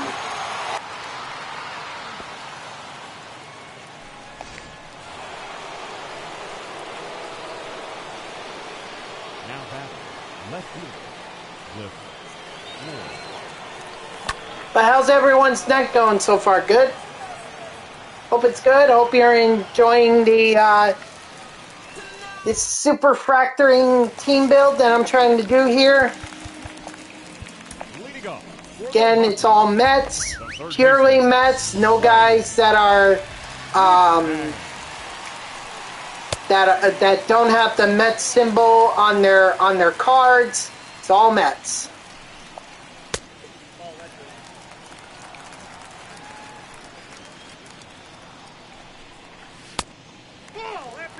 So did anyone else get the that scouting report pack today? Because I just got it, or I got it, and I ended up getting Andrew Miller out of it, which would have been cool if not for the fact that I already had him.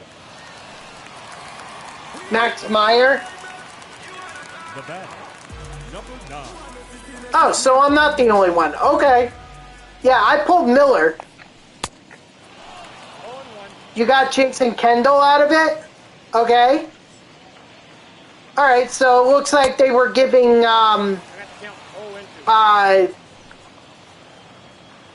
it looks like they were giving headliners out of that pack, as well as a gold live series player and a golden diamond equipment. So, but what's up, Todu? How you doing tonight? You been in here for a while? Ugh. Now batting. Excuse me for 1 second. Jesus Christ. Bullpen.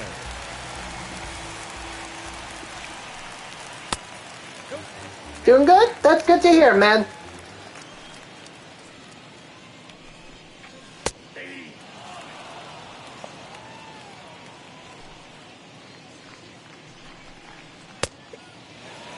Did your favorite team pick up any free agents?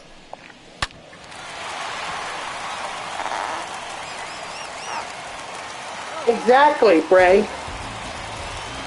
Yeah, free. I mean, Miller for me was free 50,000 stuff. So nah, Cashman is sleeping right now. Hey, listen, Todu. I hear that the Yankees are really pursuing Freddie Freeman. So you guys may get someone. And Freddie Freeman would definitely be a big pickup for you guys. I don't know if it would blow Max Scherzer out of the water, the Scherzer deal, but I think at least it would show show that the Yankees are trying to win. You'd rather have Olsen? From what I understand, the Braves, if they can't re-sign Freeman, they're gonna try their luck with Olsen. So, but I think both are a good option. But I think Freeman's the better one. They're both good options, but Freeman, I think, is better.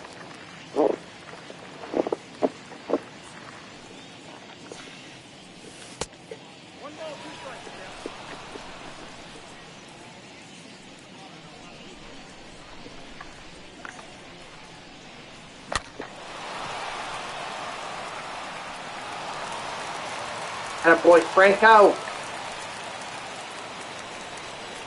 The bat, number 2, shortstop, Ronnie Mauricio. I mean, with Olsen, I feel like that he's more home runs or strikeouts, whereas Freeman can actually know the situation and hit for average.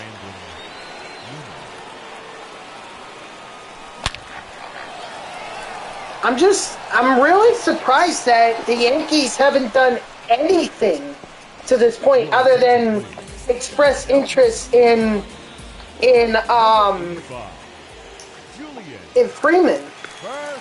Like, why aren't they going after Olsen, or not Olsen, but Correa?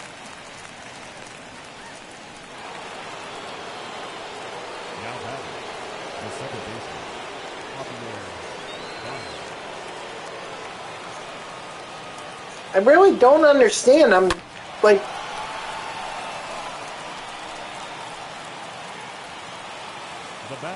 well, Taylor, I think I've heard he's either going to the Dodgers or the Red Sox. Simmons, you're getting a fielder. Simmons has a noodle bat. He's kind of like Ivan Rodriguez, just noodle bat.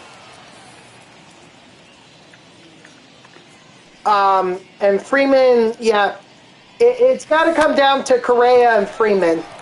But they got to do something. There's no way that the Yankees go through this offseason without trying to sign someone big.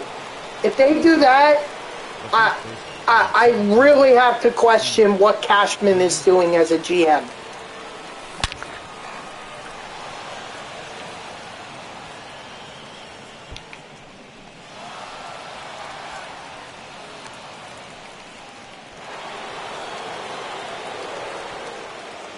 Simmons is an A++ bat with a slightly below average glove.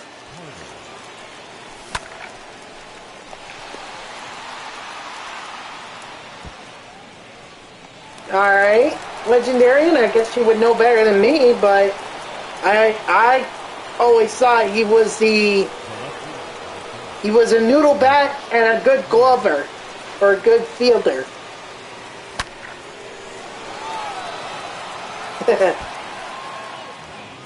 Look, outside the Mets, I really don't pay attention to other teams. You could have told me that the Mariners are good because now they have Robbie Ray, and I probably would have believed it.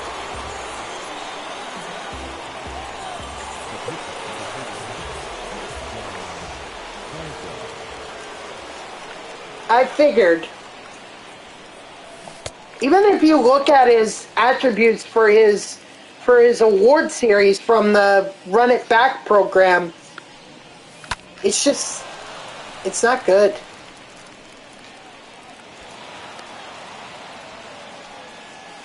Seriously, he's like the who was a center fielder for the Mets at one point, like between 2011 and 2013.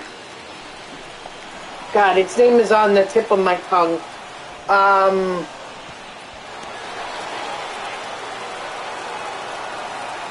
It wasn't Lagares, although Angel Pagan. That's right, Angel Pagan. Basically, Angel Pagan. But also Juan Lagares, too. But the thing with Lagares was at least he could run. And so could Pagan, I guess. Yeah, the one, Pagan's the one that ended up going to the Giants, from what I remember. God, that time period, 2011 to 2013, was just horrible as a Mets fan. Yeah, we had R.A. Dickey winning the Cy Young Award and everything, but, I mean, Jesus Christ. It was still awful to go through. freaking Bernie Madoff and screwing the Wilpons and the Wilpons being so dumb. Seriously. But now I don't have to worry about the Wilpons ever again, because Steve Cohen is on the job, and he's spending his money. Oh, attaboy, Nimmo! See, that's the power I was looking for. The small market teams are finessing the powerhouses by signing the big name players, not allowing. Yeah. You're telling me, like, St. Louis Cardinals just took Steven Matz from the Mets. Like, what? St. Louis?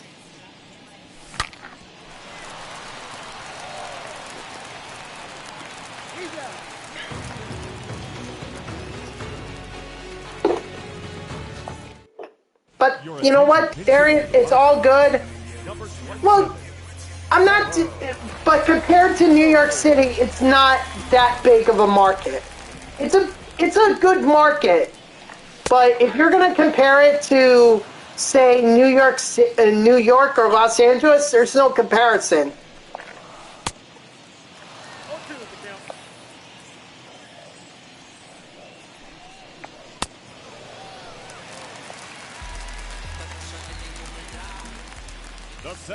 But whatever, I guess some people just don't like the bright lights of New York.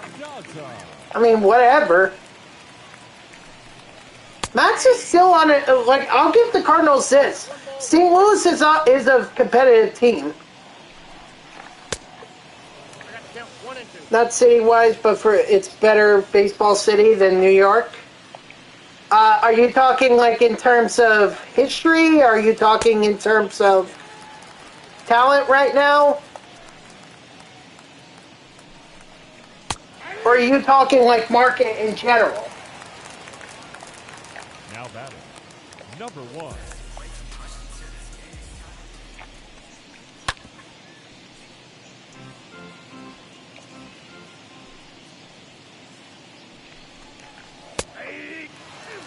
In terms of how much people care about the team and the level of enjoyment while playing there.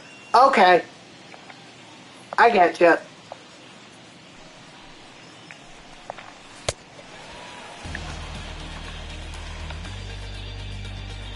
Look, I'm not knocking St. Louis as like a terrible baseball city.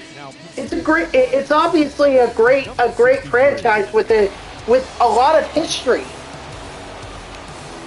I'm just saying, like, I'm kind of shocked that Steven Matz just went to St. Louis instead of New York.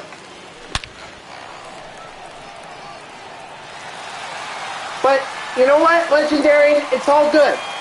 It's all good because at the end of the day, the Mets got Max Scherzer, and Scherzer is by far better than Steven Matz. The only downside to it is that it's another righty arm in the Mets rotation when we don't have too many lefties as it is. And we're not even sure who's our lefty pitcher, because it could be, you know, David Peterson, it could be Rich Hill. I don't know who's going to be our lefty in the rotation. I don't. So the downside to, you know, to losing out on Mats is losing out on a great lefty pitcher.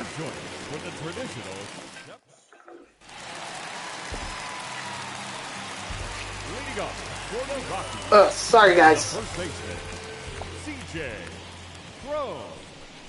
But talent-wise, I don't think there's much comparison. I mean, Scherzer has 3 Cy Young awards.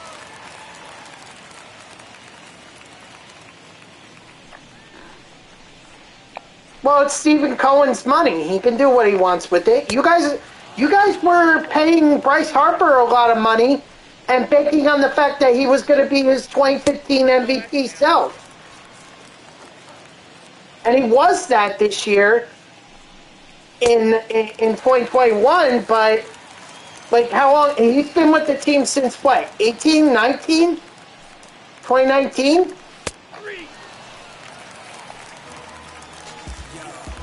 The batter, number 7, second baseman, Brendan Rodgers. Yeah, but you guys have them long term. The Mets are paying more for a guy that they're going to have 3 or 4 years. I'm okay with paying a guy more short term if he's in a situation like Scherzer.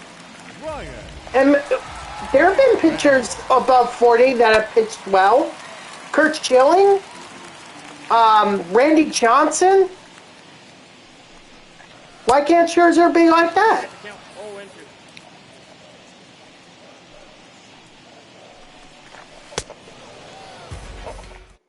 And if he's not, he's not. We don't have him for long.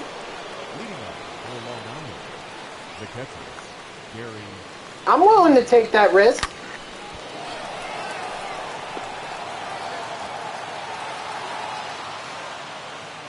But there are other pieces that the Mets are missing. I mean, we're going to run with Jeff McNeil as our second baseman. I mean, he's not bad, but Baez would have been better.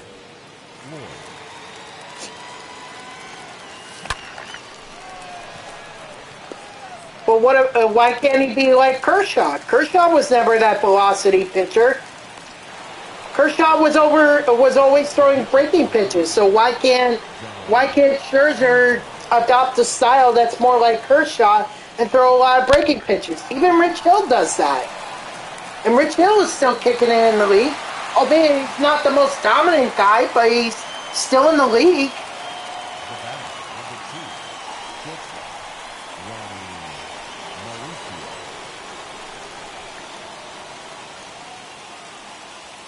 That's what I think is the problem in baseball these days. We value guys who throw over 102 miles per hour as opposed to guys that can throw more breaking pitches.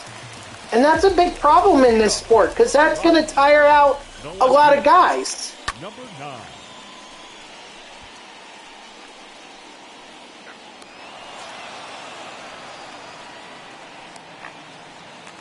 But it's doable, isn't it? The right fielder, Charlie Blackman. If it's doable, I think Scherzer could do it.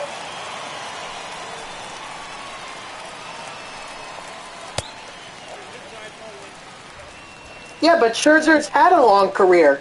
He started in 06, didn't he?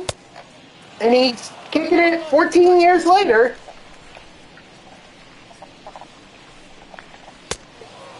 Actually, last year he finished second in the Cy Young Award. He had the lowest ERA of his career. So, like, if that's not signs of him slowing down, or if that's signs of him slowing down, I'll take that.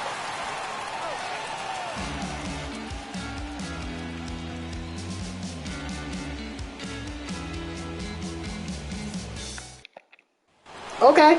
All right. So explain it to me then.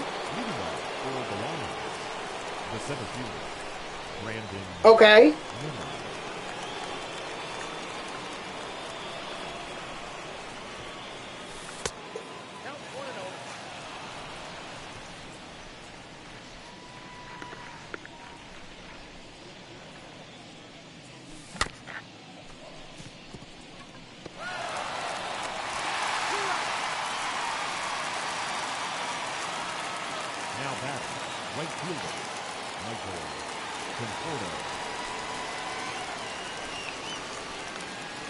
I guess we'll cross that bridge when we get there. And again, it's this idea of short term.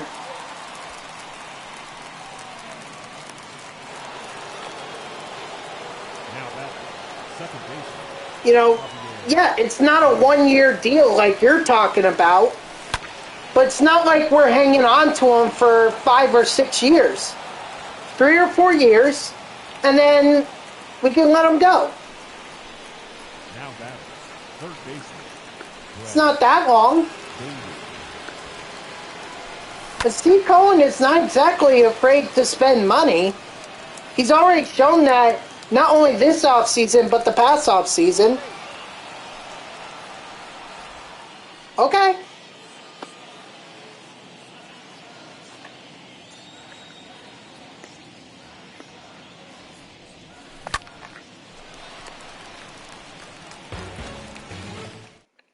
Ladies and gentlemen, your attention please.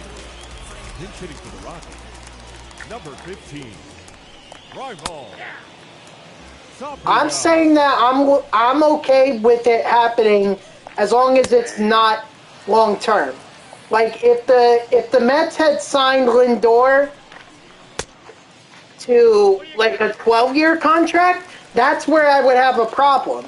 Because at that time he would be in his 40s. So I would agree with you on that. But whereas Scherzer, because it's short term, so even if he doesn't end up working out for the Mets, okay, so we'll bite the bullet on a $43 million contract. We'll bite the bullet and then we move on. It's not long term. It's not like a Bobby Bonilla type of contract. Cano is definitely a problem. Cano is definitely, that's a contract that the Mets need to get rid of.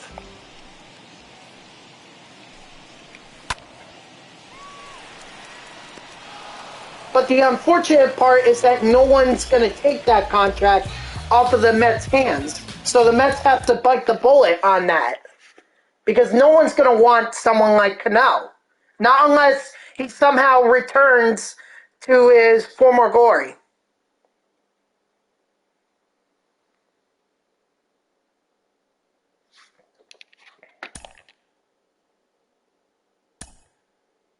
Oh, look at that. Mauricio getting up to tier 4.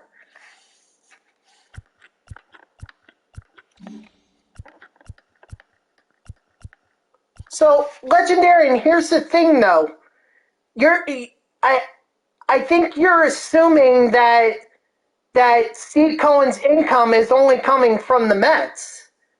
And that's not necessarily true. He owns a hedge fund, so he makes millions, if not billions of dollars a year. I don't think he minds. Otherwise, I don't think he would have made a contract like towards Scherzer or Escobar or Marte or those guys. I don't think he would have made that kind of a contract if he wasn't willing to spend his money. For a guy like the oh, okay, well, then I think for him it's a little bit easier to bite the bullet. Remember when the Yankees had to deal with CC Sabathia and his contract for a long time?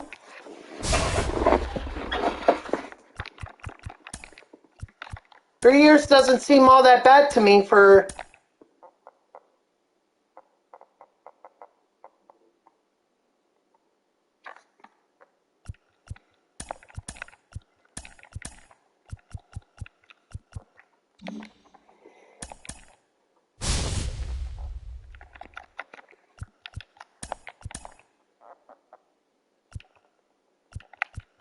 That we wanted a guy that we believe would help bolster our rotation, and our owner clearly agreed, so he went out and tried to get this guy.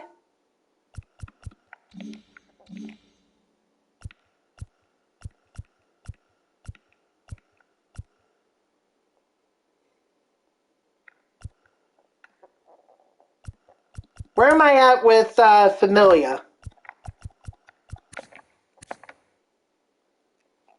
Only 200? Christ.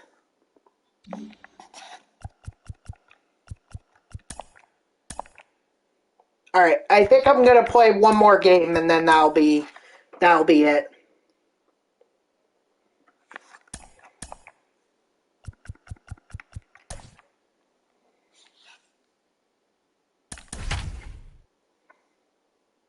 Well, what does that say about What does that say about the organization itself, then, Darian, to you?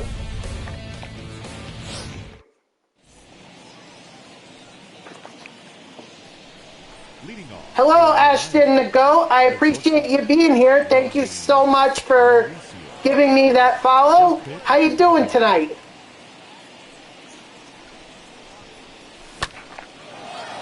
Oh, Mauricio, what a beast.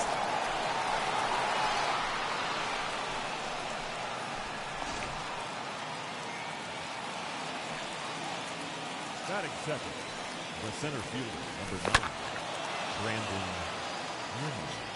You're doing good? That's good to hear. But tell me, Legendarian, what do you think that says about the Mets if they're willing to spend a fifth of their payroll on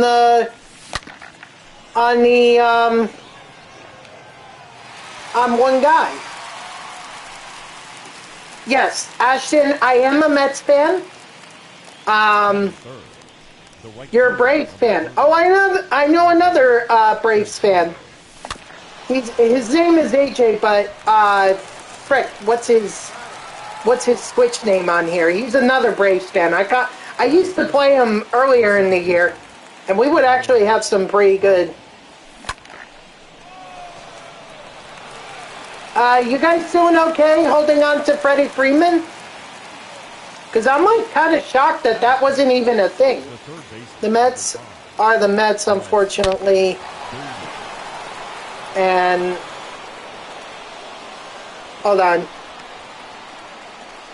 The Mets are the Mets, and I think that the Mets were closer to being more successful attempting a rebuild rather than going all in with veterans under new ownership. Cohen is doing great things to expand the Mets brand, and he had an opportunity to pair that with a potential Mets dynasty, saving money. Knowing what they have and trying to create a dynasty, instead you spend all this money on end of the career kind of guys, players, asking them to automatically gel together in a new environment and probably end up how it all started. No championship, less money doing it. Can you shout out Ashton Rockcliffe? Of course. Yo, big shout out to my boy Ashton Rockcliffe. Is that you, Ashton the Goat? Appreciate you being here, man. Thank you so much. The left fielder, number 30. Well, Legendarian, all I could say is I disagree. I think the Mets still have a bit of a farm system to work with. I mean, this is not like we gave up. It's not like we gave up anyone in the. It's not like we gave up any of our minor league or our prospects or anything.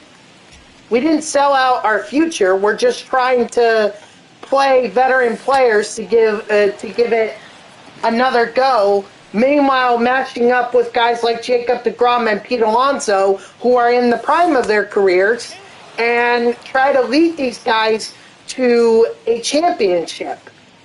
You know, at the end of the day, Scherzer knows how to win a championship. He did it with the Nationals. So he knows how to get it done. Marte, I don't think he knows how to get it done. And certainly not Kana or Escobar. But the other thing, too, that I was hearing from all these sports talk shows is that these guys are veteran clubhouse leaders. These are guys who are going to settle disputes and create an atmosphere where morale is pretty good. And ultimately, that's what the downfall for the Mets last year was, which is they had the potential to be good, but morale was low. The center fielder, Jonathan. And because morale was low, they weren't winning games. And guys like Michael Conforto were struggling.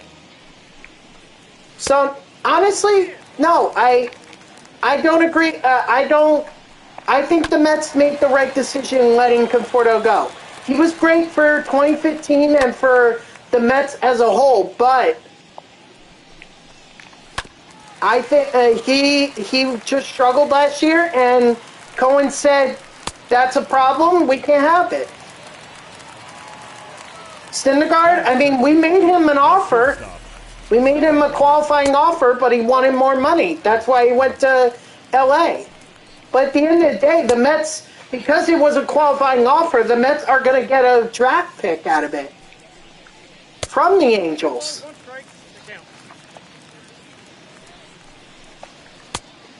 So it's not like the Mets.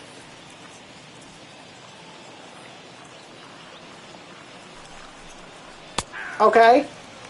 Yeah, I'm familiar with the Lakers. They have LeBron, they have Westbrook, and they have Anthony Davis.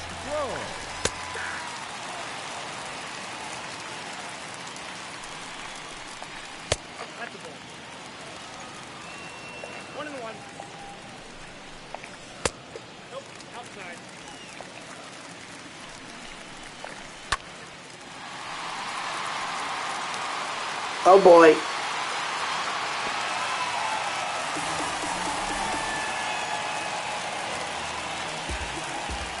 Batting fourth, the second baseman, Roger.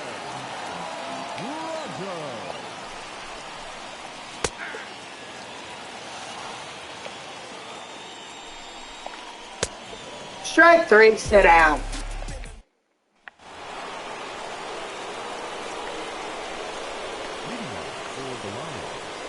The shortstop, Ronnie Mauricio.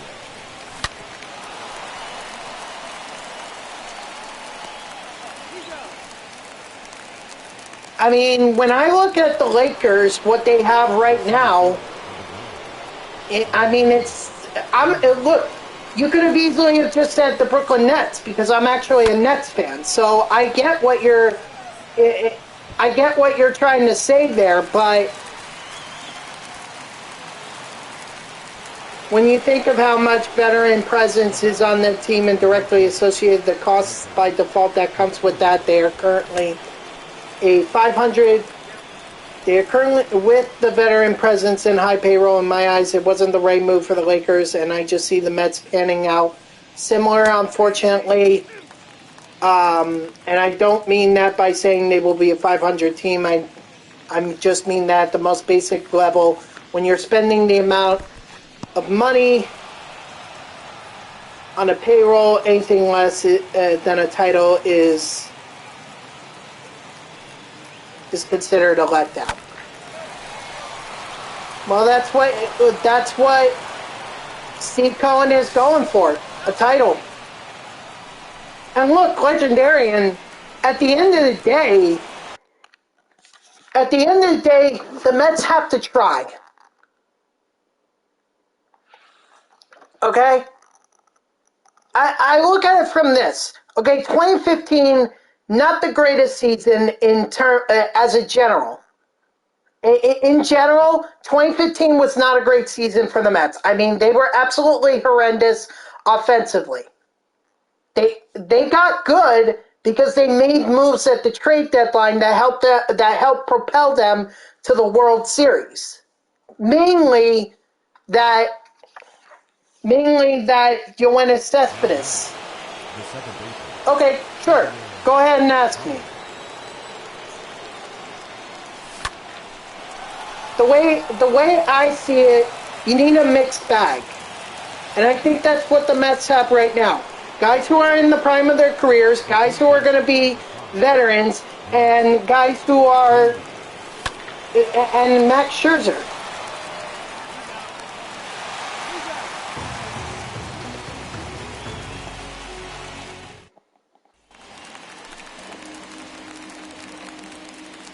Leading up for the Rockies, the third baseman, Ryan McMahon. Whoa, that's down.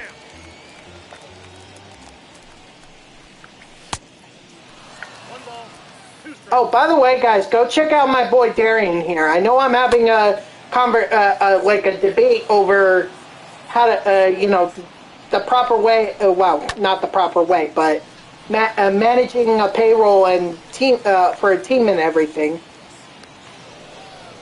Okay, would you rather your new $5 billion owner go in on a current roster that has a greater chance of not winning than winning, or attempting to play his cards right and build a dynasty that's capable of winning in any year for a literal decade like the Braves in the 90s?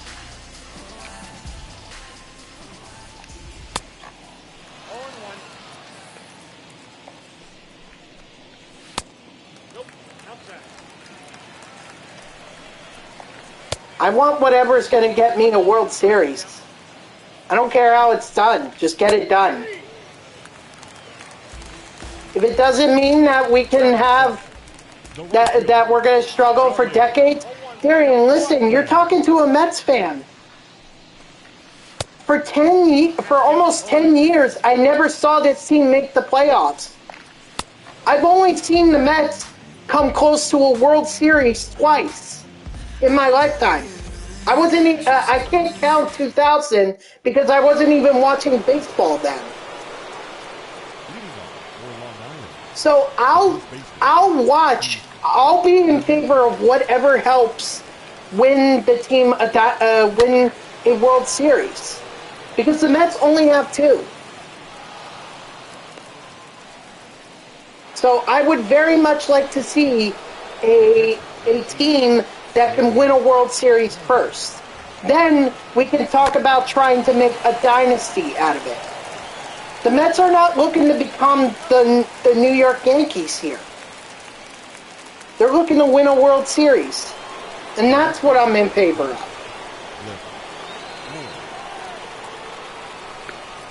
You know, you use the Braves as an example.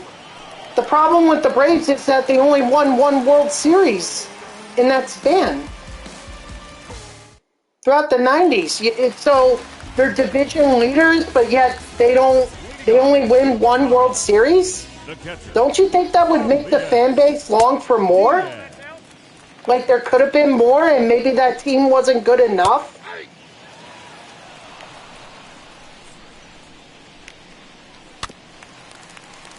I mean, if you could get to the postseason year in and year out, you have a chance at a World Series.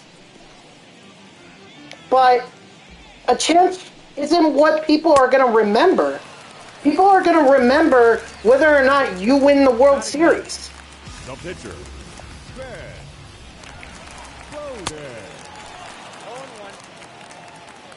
And if people only remember that you win 1 World Series as opposed to winning 10 divisional titles but never winning the World Series itself, I think people are going to remember that World Series.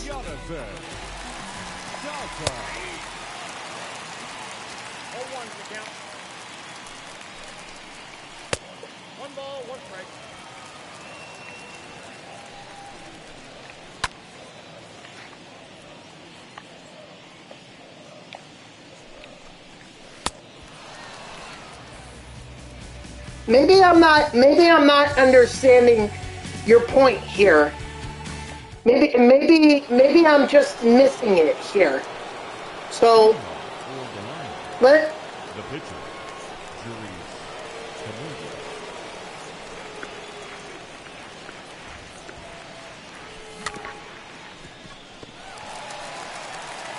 But they only won 1 World Series.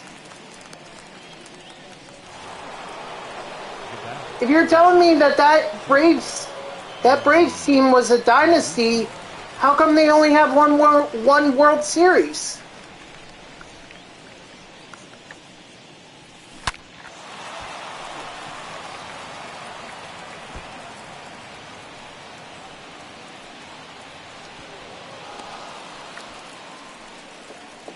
And not only that, but it took them 25 years to win yet another World Series.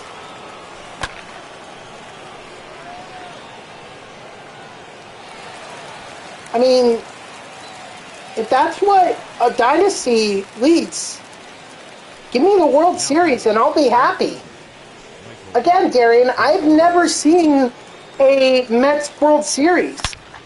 I was obviously way too young for 86 and 69, and like I mentioned with 2000, I was too young. I still wasn't into baseball. Okay, all right, that's all we can do. I'm not asking Scherzer to win Cy Youngs here.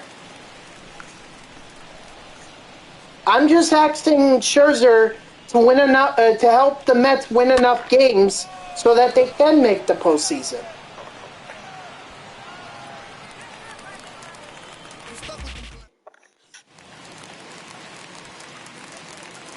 And if that's done with only 1 year, I'm okay with it being 1 year if it's not long term. I would have had a problem with it if it were 5 or 6 years, but 3 to 4 years, I don't think is that big of a deal.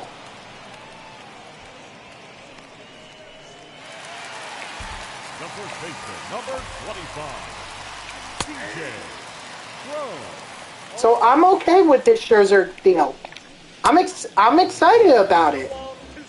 You know, opening day matchups between between Nationals and Mets used to be DeGrom versus Scherzer. There was always a question of who was better. Now we got two of them. We got both of them on our rotation at the same time. You could say that that Scherzer is past his prime, or you could say that DeGrom is getting hurt from trying to shoulder this team on his back. But at the end of the day, just the excitement of having Scherzer and DeGrom on the same team, albeit for 3 or 4 years, that's still something special. I mean, wouldn't that have been? Isn't that just like having Cliff Lee and Roy Halladay on the same team?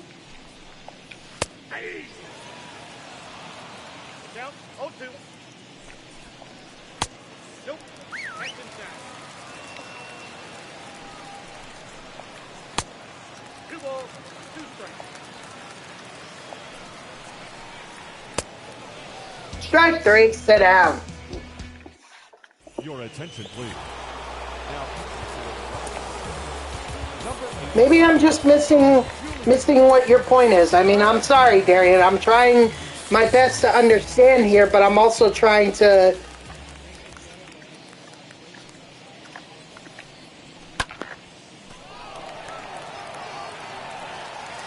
Yeah, but that was also a time. That was also a time period. MLB from 10 years ago is not like MLB today. The MLB is making a hell of a lot more money. I mean, we marveled at Garrett Cole making $36 million. Now it's just kind of like, oh, he's making $36 million. Because now Scherzer has $43 million. Everyone's just going to end up being paid more and more and more and more. So these values are only going to go up. In a few years, we're not even going to remember that Scherzer is the highest has the highest annual value. What the AAV, is it not? In a few years, I'm sure someone's going to blow past that. Maybe it's going to be DeGrom himself.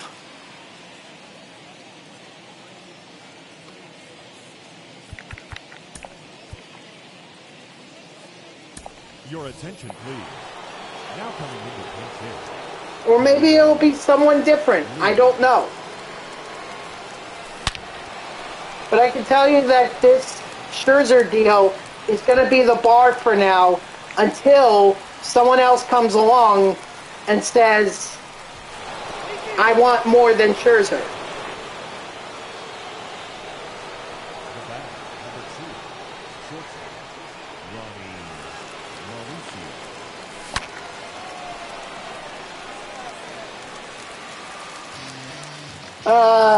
Phillies could bite their contracts and still have a chance of the future. The Mets are in a position where, regardless if they win a championship, they won with their roster right now.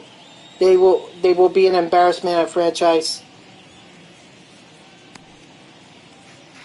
Dude, again, this is the Mets you're talking about. Ladies and gentlemen, your attention please. The Scherzer contract will be remembered because it's the easiest thing to... Why are the Mets bad in year 2025? Yeah, but by then they're done with that contract. Or they're just about done, so... Leading up for the Rockies, the left fielder, number 9. I don't think it's a terrible deal, Legendarian. I don't. And listen, if the Mets can do more to add to their roster. I'm not saying like right now this is the team that's going to win the World Series. No. They still need to add a couple more pieces before they can even talk about the World Series. The right fielder, Charlie Blackman. But Darian, the Mets are accustomed to being bad for a very, very long time. This is the Mets.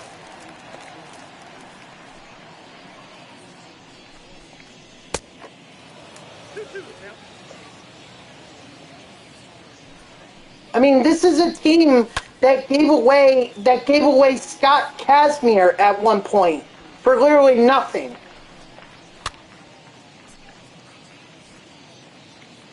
We're used to being embarrassed. I mean, hell, we even joke about it ourselves. We talk about Bobby Bonilla Day. We're still paying that contract.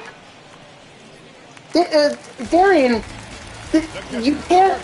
They have been a joke. They've always been a joke of a franchise. But those once-in-a-blue moons, whenever they're good, or whenever they manage to catch lightning in a bottle, as in the case of 2015, it just makes it that special.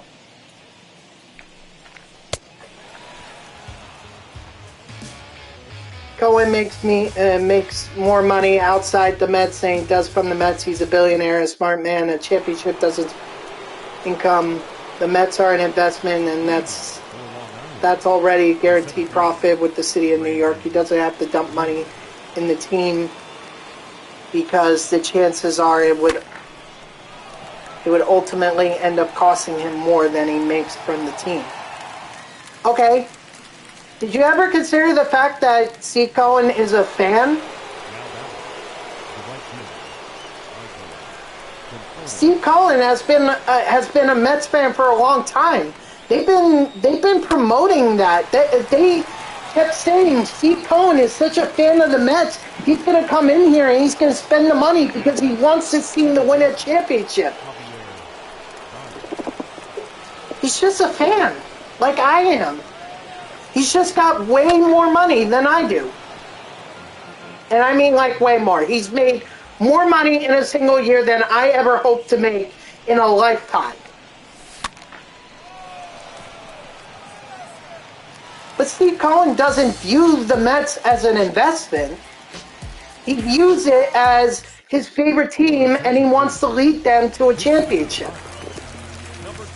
So if he has to spend his money, he's going to do that.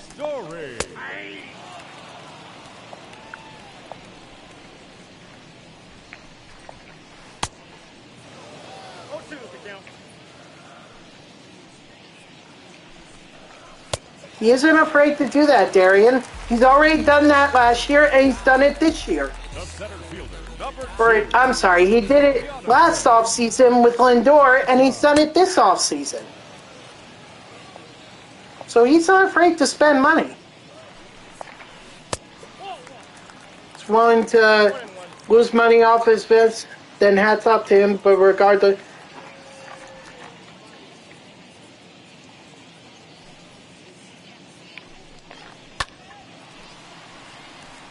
I mean, you already proved that point that he makes more off of his hedge fund than he does off the Mets.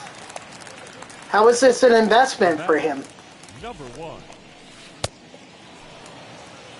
He's not gonna make the kind of money that he's making with his hedge fund. Not on the Mets. An investment would have been if he were investing in the Yankees. I would understand that. If he bought the Yankees, then yeah, that's clearly an investment.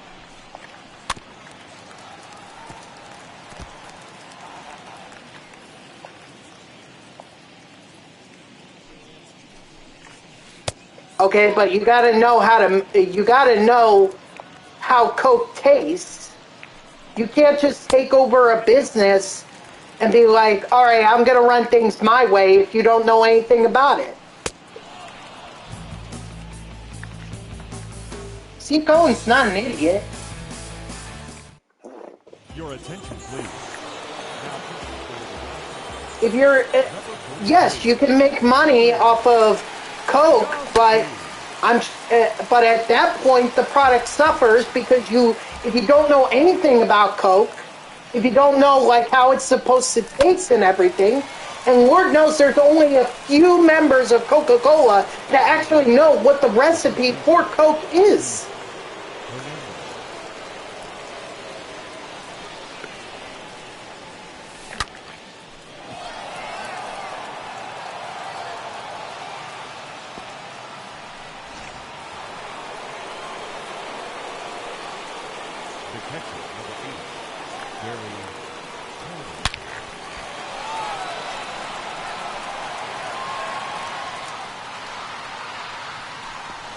Maybe so. But I believe that the main driving force behind Steve Cohen buying the Mets is he is a fan of the team and he wants to see the team win. It's like, because, Darian, I see what it is that you're saying. Or I believe it is what I see what it is that you're saying. Because the NFL is like this.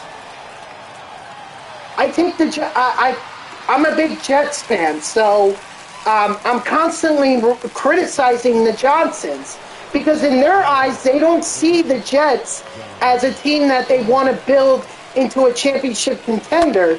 They see it as something they can make their money off of.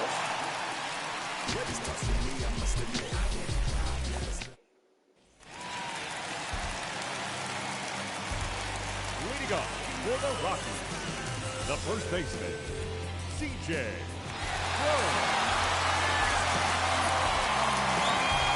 They have more say than the owners. Oh, I get that the boards definitely have more of a say. But ultimately, Cohen's the one that is the money man behind the Mets. It's his money that they're spending to get Scherzer and Escobar and Marte and Kana. It's his money.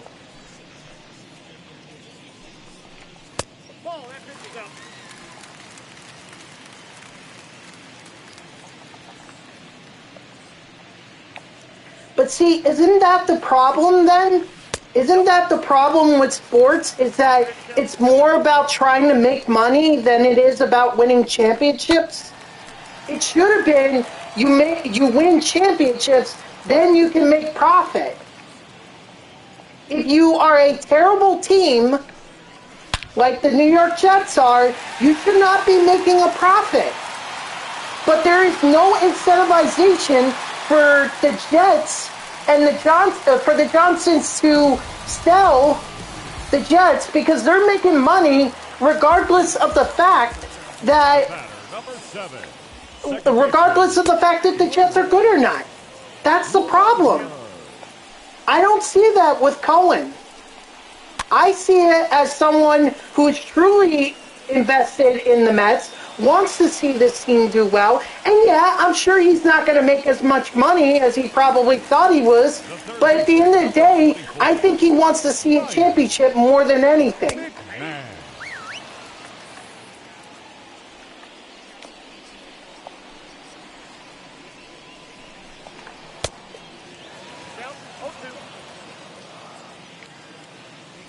Right, so that's the problem. That's why I'm not as invested in the Jets. Because I know the Johnsons see them more as a money printing machine than they do of a championship, of a team that they can lead to a championship.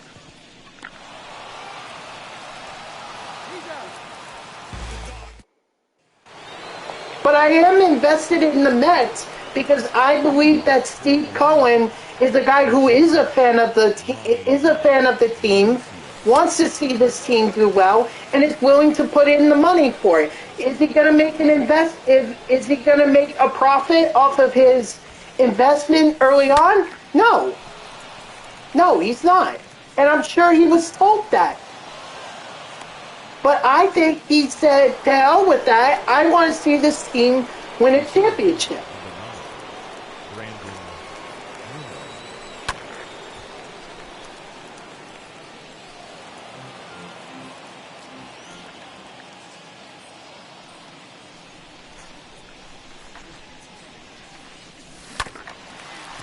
So I'm going to be more invested in an owner who is more in favor of making his team good than an owner who rather sees their team as a printing machine, as a money printing machine.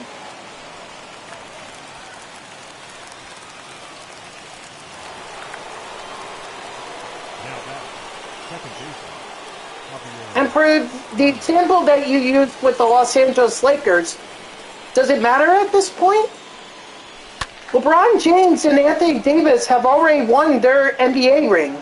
They won an NBA championship. You can dispute whether the fact that it's a real season because of COVID and everything, but at the end of the day, they have their NBA rings. Anthony Davis and LeBron James have their rings. So, what do they care? They won their championship. Laker fans are happy.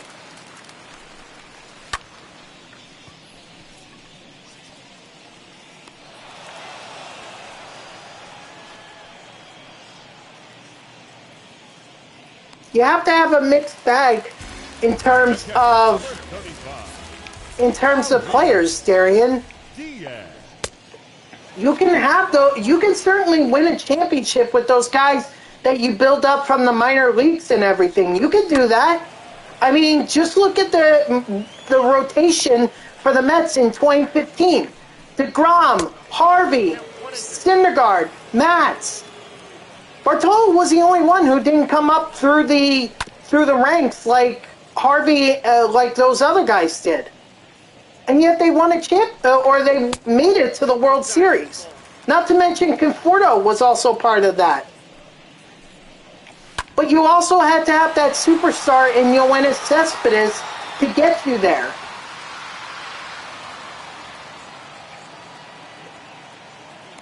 Your attention, please. Pinch hitting for the Rockies. Number 15. Rival. Tapia.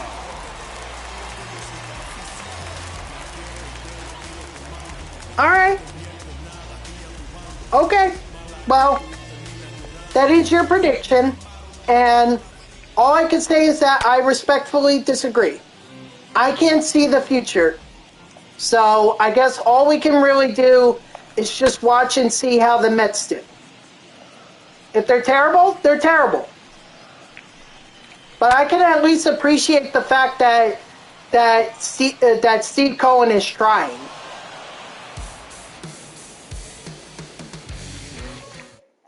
Your attention, please. Now, number 63.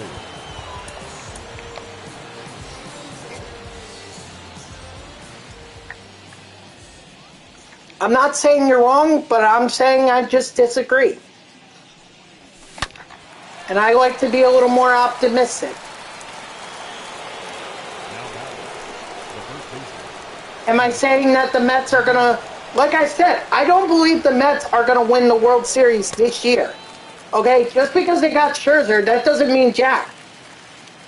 They still need a couple pieces. Right now, they don't have a lefty in their bullpen. And that's a problem. They also don't have. They also are still down another arm in the bullpen, so they need 2 bullpen arms. And outside of Scherzer and DeGrom, I'm not sure what this rotation is going to look like. So I think there's a couple more pieces that they need to add. But with that being said, the Scherzer deal gets me excited because it's a big name free agent. And that's something that Met fans haven't been able to be able to see since probably 2006, when they had guys like Carlos Beltran, or 2005 actually, when they had guys like Carlos Beltran and Carlos Delgado joining the team. Ultimately, that's the season that I'm looking for from the Mets. It showed me a season like 2006 where the Mets were clearly contenders.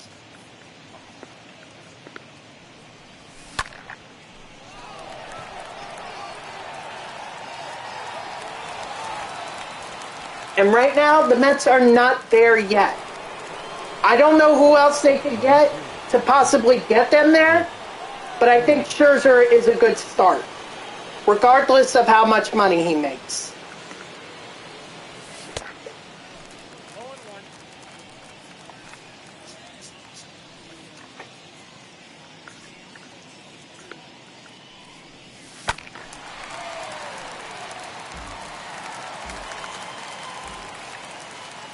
And here's the other thing too, Darian. It's not like we're the biggest spenders of the off season. You know, you're talking about the Rangers spending over $500 million for Seager and for Semien. And Semien's young, so I'll give you that. He's young and he can have that long-term contract. Seager, what was he? He's 34 or 33? Leading up for the Rockies, the center fielder. I thought he was in his 30s, but maybe I'm wrong on that too. Let's see. Now batting, number 1. Corey Seager. How old is Corey Seager? Oh, he's 27. Oh, okay. I thought he was in his 30s. Maybe I'm thinking of his brother, Kyle Seager.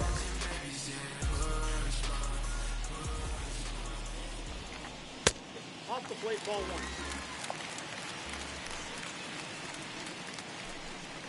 Yeah, that's who I was thinking of, Kyle.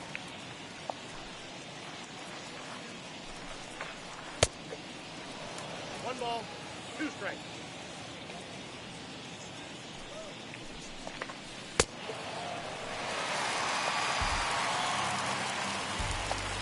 The first baseman, number 25, CJ DeGrom. Counts 1-0. So. But the Mets are not the biggest spenders right now. They are one of the biggest spenders, second, but they're not the biggest. And compared to the Rangers, I think the Mets are doing all right.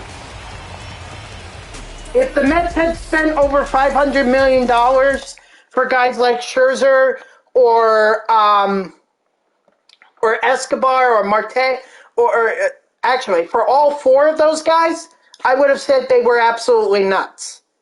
But considering it's only $260 million, I think the Mets are okay.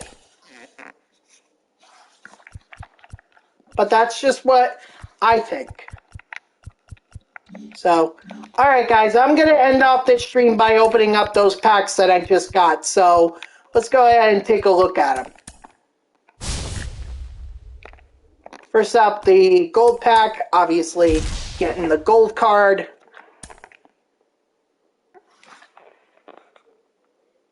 We're big enough and them through the farm system. Much rather the route 10 times out of 10. It's just a bigger window for success. That's all I can. Okay. Look, Darian, I'm not disagreeing with you in terms of like I think I've been saying that I think you need a mixed bag. You do need those guys that you can build up and develop into superstars. I mean, look, Jacob DeGrom is homegrown. So is Pete Alonso. So is Brandon Nimmo. Those guys work their way, and Jeff McNeil too. But I also think you need those. You do need that big name free agent. You need to have a mixed bag. It takes a mixed bag. You can't build. I don't believe you can build a team on just prospects. But I also don't believe that if you sign every single player to massive contracts that you're gonna have success. You need to have a mix of both. You need to have those prospects, but you also need to have those superstars in order to win that championship.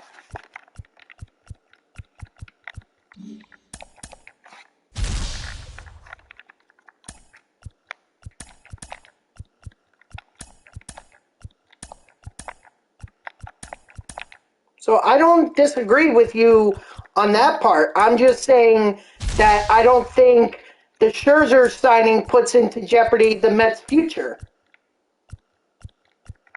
And if they can't sign any other big name free agents because of Scherzer,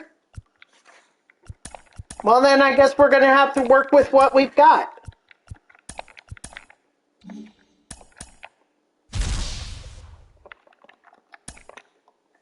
You can build the team however you want. There's no wrong way to do it.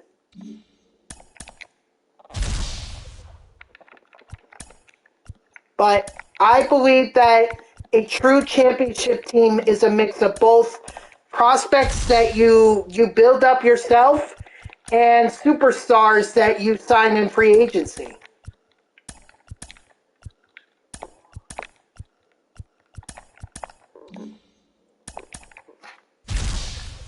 Because if you rely too much on the prospects, then you're going to be waiting a long, long time. And there's always the possibility that those prospects don't end up working out.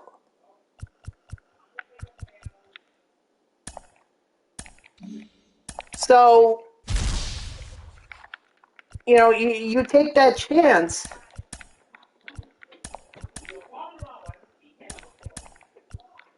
Sorry, my brother's ready to go to bed.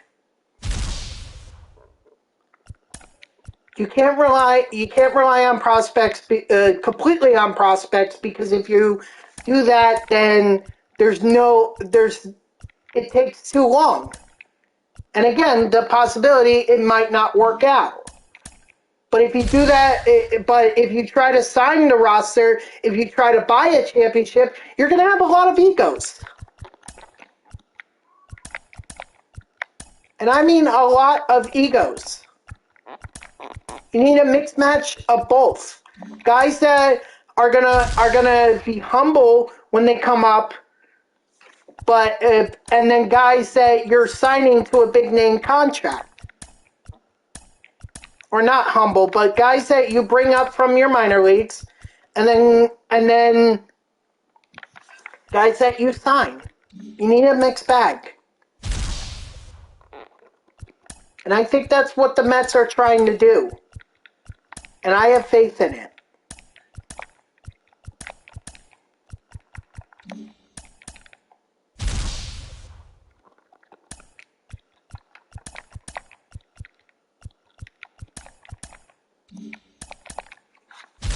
So, that Scherzer contract, not going to worry me.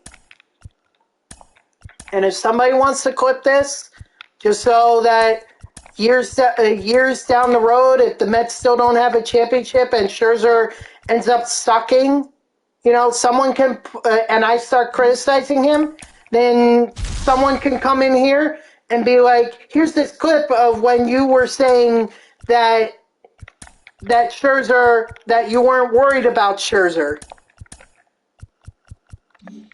Look, I'll be more than happy to admit that I'll admit I'm wrong when I'm wrong. But to say that the Mets season next year is completely lost, I don't think is a fair assessment. when we haven't even gotten to opening day yet. And the Mets are not done in this offseason. At least I don't believe they are.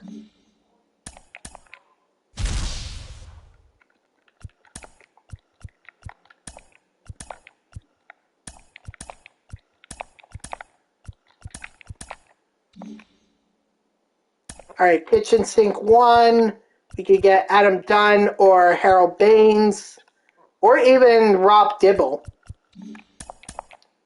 Or neither one of those guys because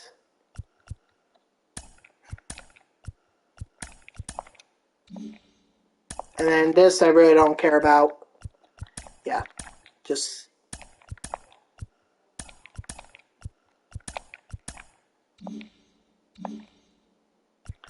Yep. All right. Well, I'm glad that they're doing well, Optic. But I'm waiting until the postseason. Then I'll see what the Mets or the Nets have in store. Unfortunately, that's going to be the end of my stream here. So thank you to everyone who tuned in, even if it was only for a moment. I greatly appreciate it. If you haven't done so already, please be sure to follow me here on Twitch and or subscribe. Either one would make me a very happy person. If you're watching this on YouTube, thank you so much for tuning in. I hope that you subscribe to my channel and turn on notifications. That way you know when I post my videos. And if you want to know when I go live, you can follow me on Twitter at JeffreyWarner3. The link is in the About page that's underneath the stream here, so go check that out. I'll always tweet whenever I go live. You can also turn on notifications here on Twitch. That way Twitch sends you an email every time I start up a stream. Overall, this was good. We did get Jacob DeGrom up to tier 5, which was great. Unfortunately, I think Familia is going to take a lot longer, but we also managed to get Ronnie Mauricio to tier 4, so hopefully with a few more games, he might be able to get up to 7,500 XP at some point. I actually don't know where he is, but let's see. He's at, okay, so it might be a little while before he gets to 7,500, but maybe the next time I get him up to hopefully 6,000, and maybe that'll be a good start. So we'll have to see how that goes. Tomorrow, it looks like I'm probably going to do this again, but if something comes up, you guys will know. So, again, thank you to everyone who tuned in. Thank you to Darian for, this debate that we had. I mean, again, I don't think either one of us is wrong. It's just a matter of preference. So, it is what it is. I don't think the Scherzer signing was a bad deal. Darian, I guess, doesn't view it as favorably. That's fine. At the end of the day, Scherzer is going to sign. If he hasn't done so already, he's going to sign the contract, and he's going to be a New York Met. So I guess we can only wait to see what happens next season. But until then, we can only speculate. So tomorrow, I hope you'll join me at 6 p.m. Eastern. And until then, guys, have a great night.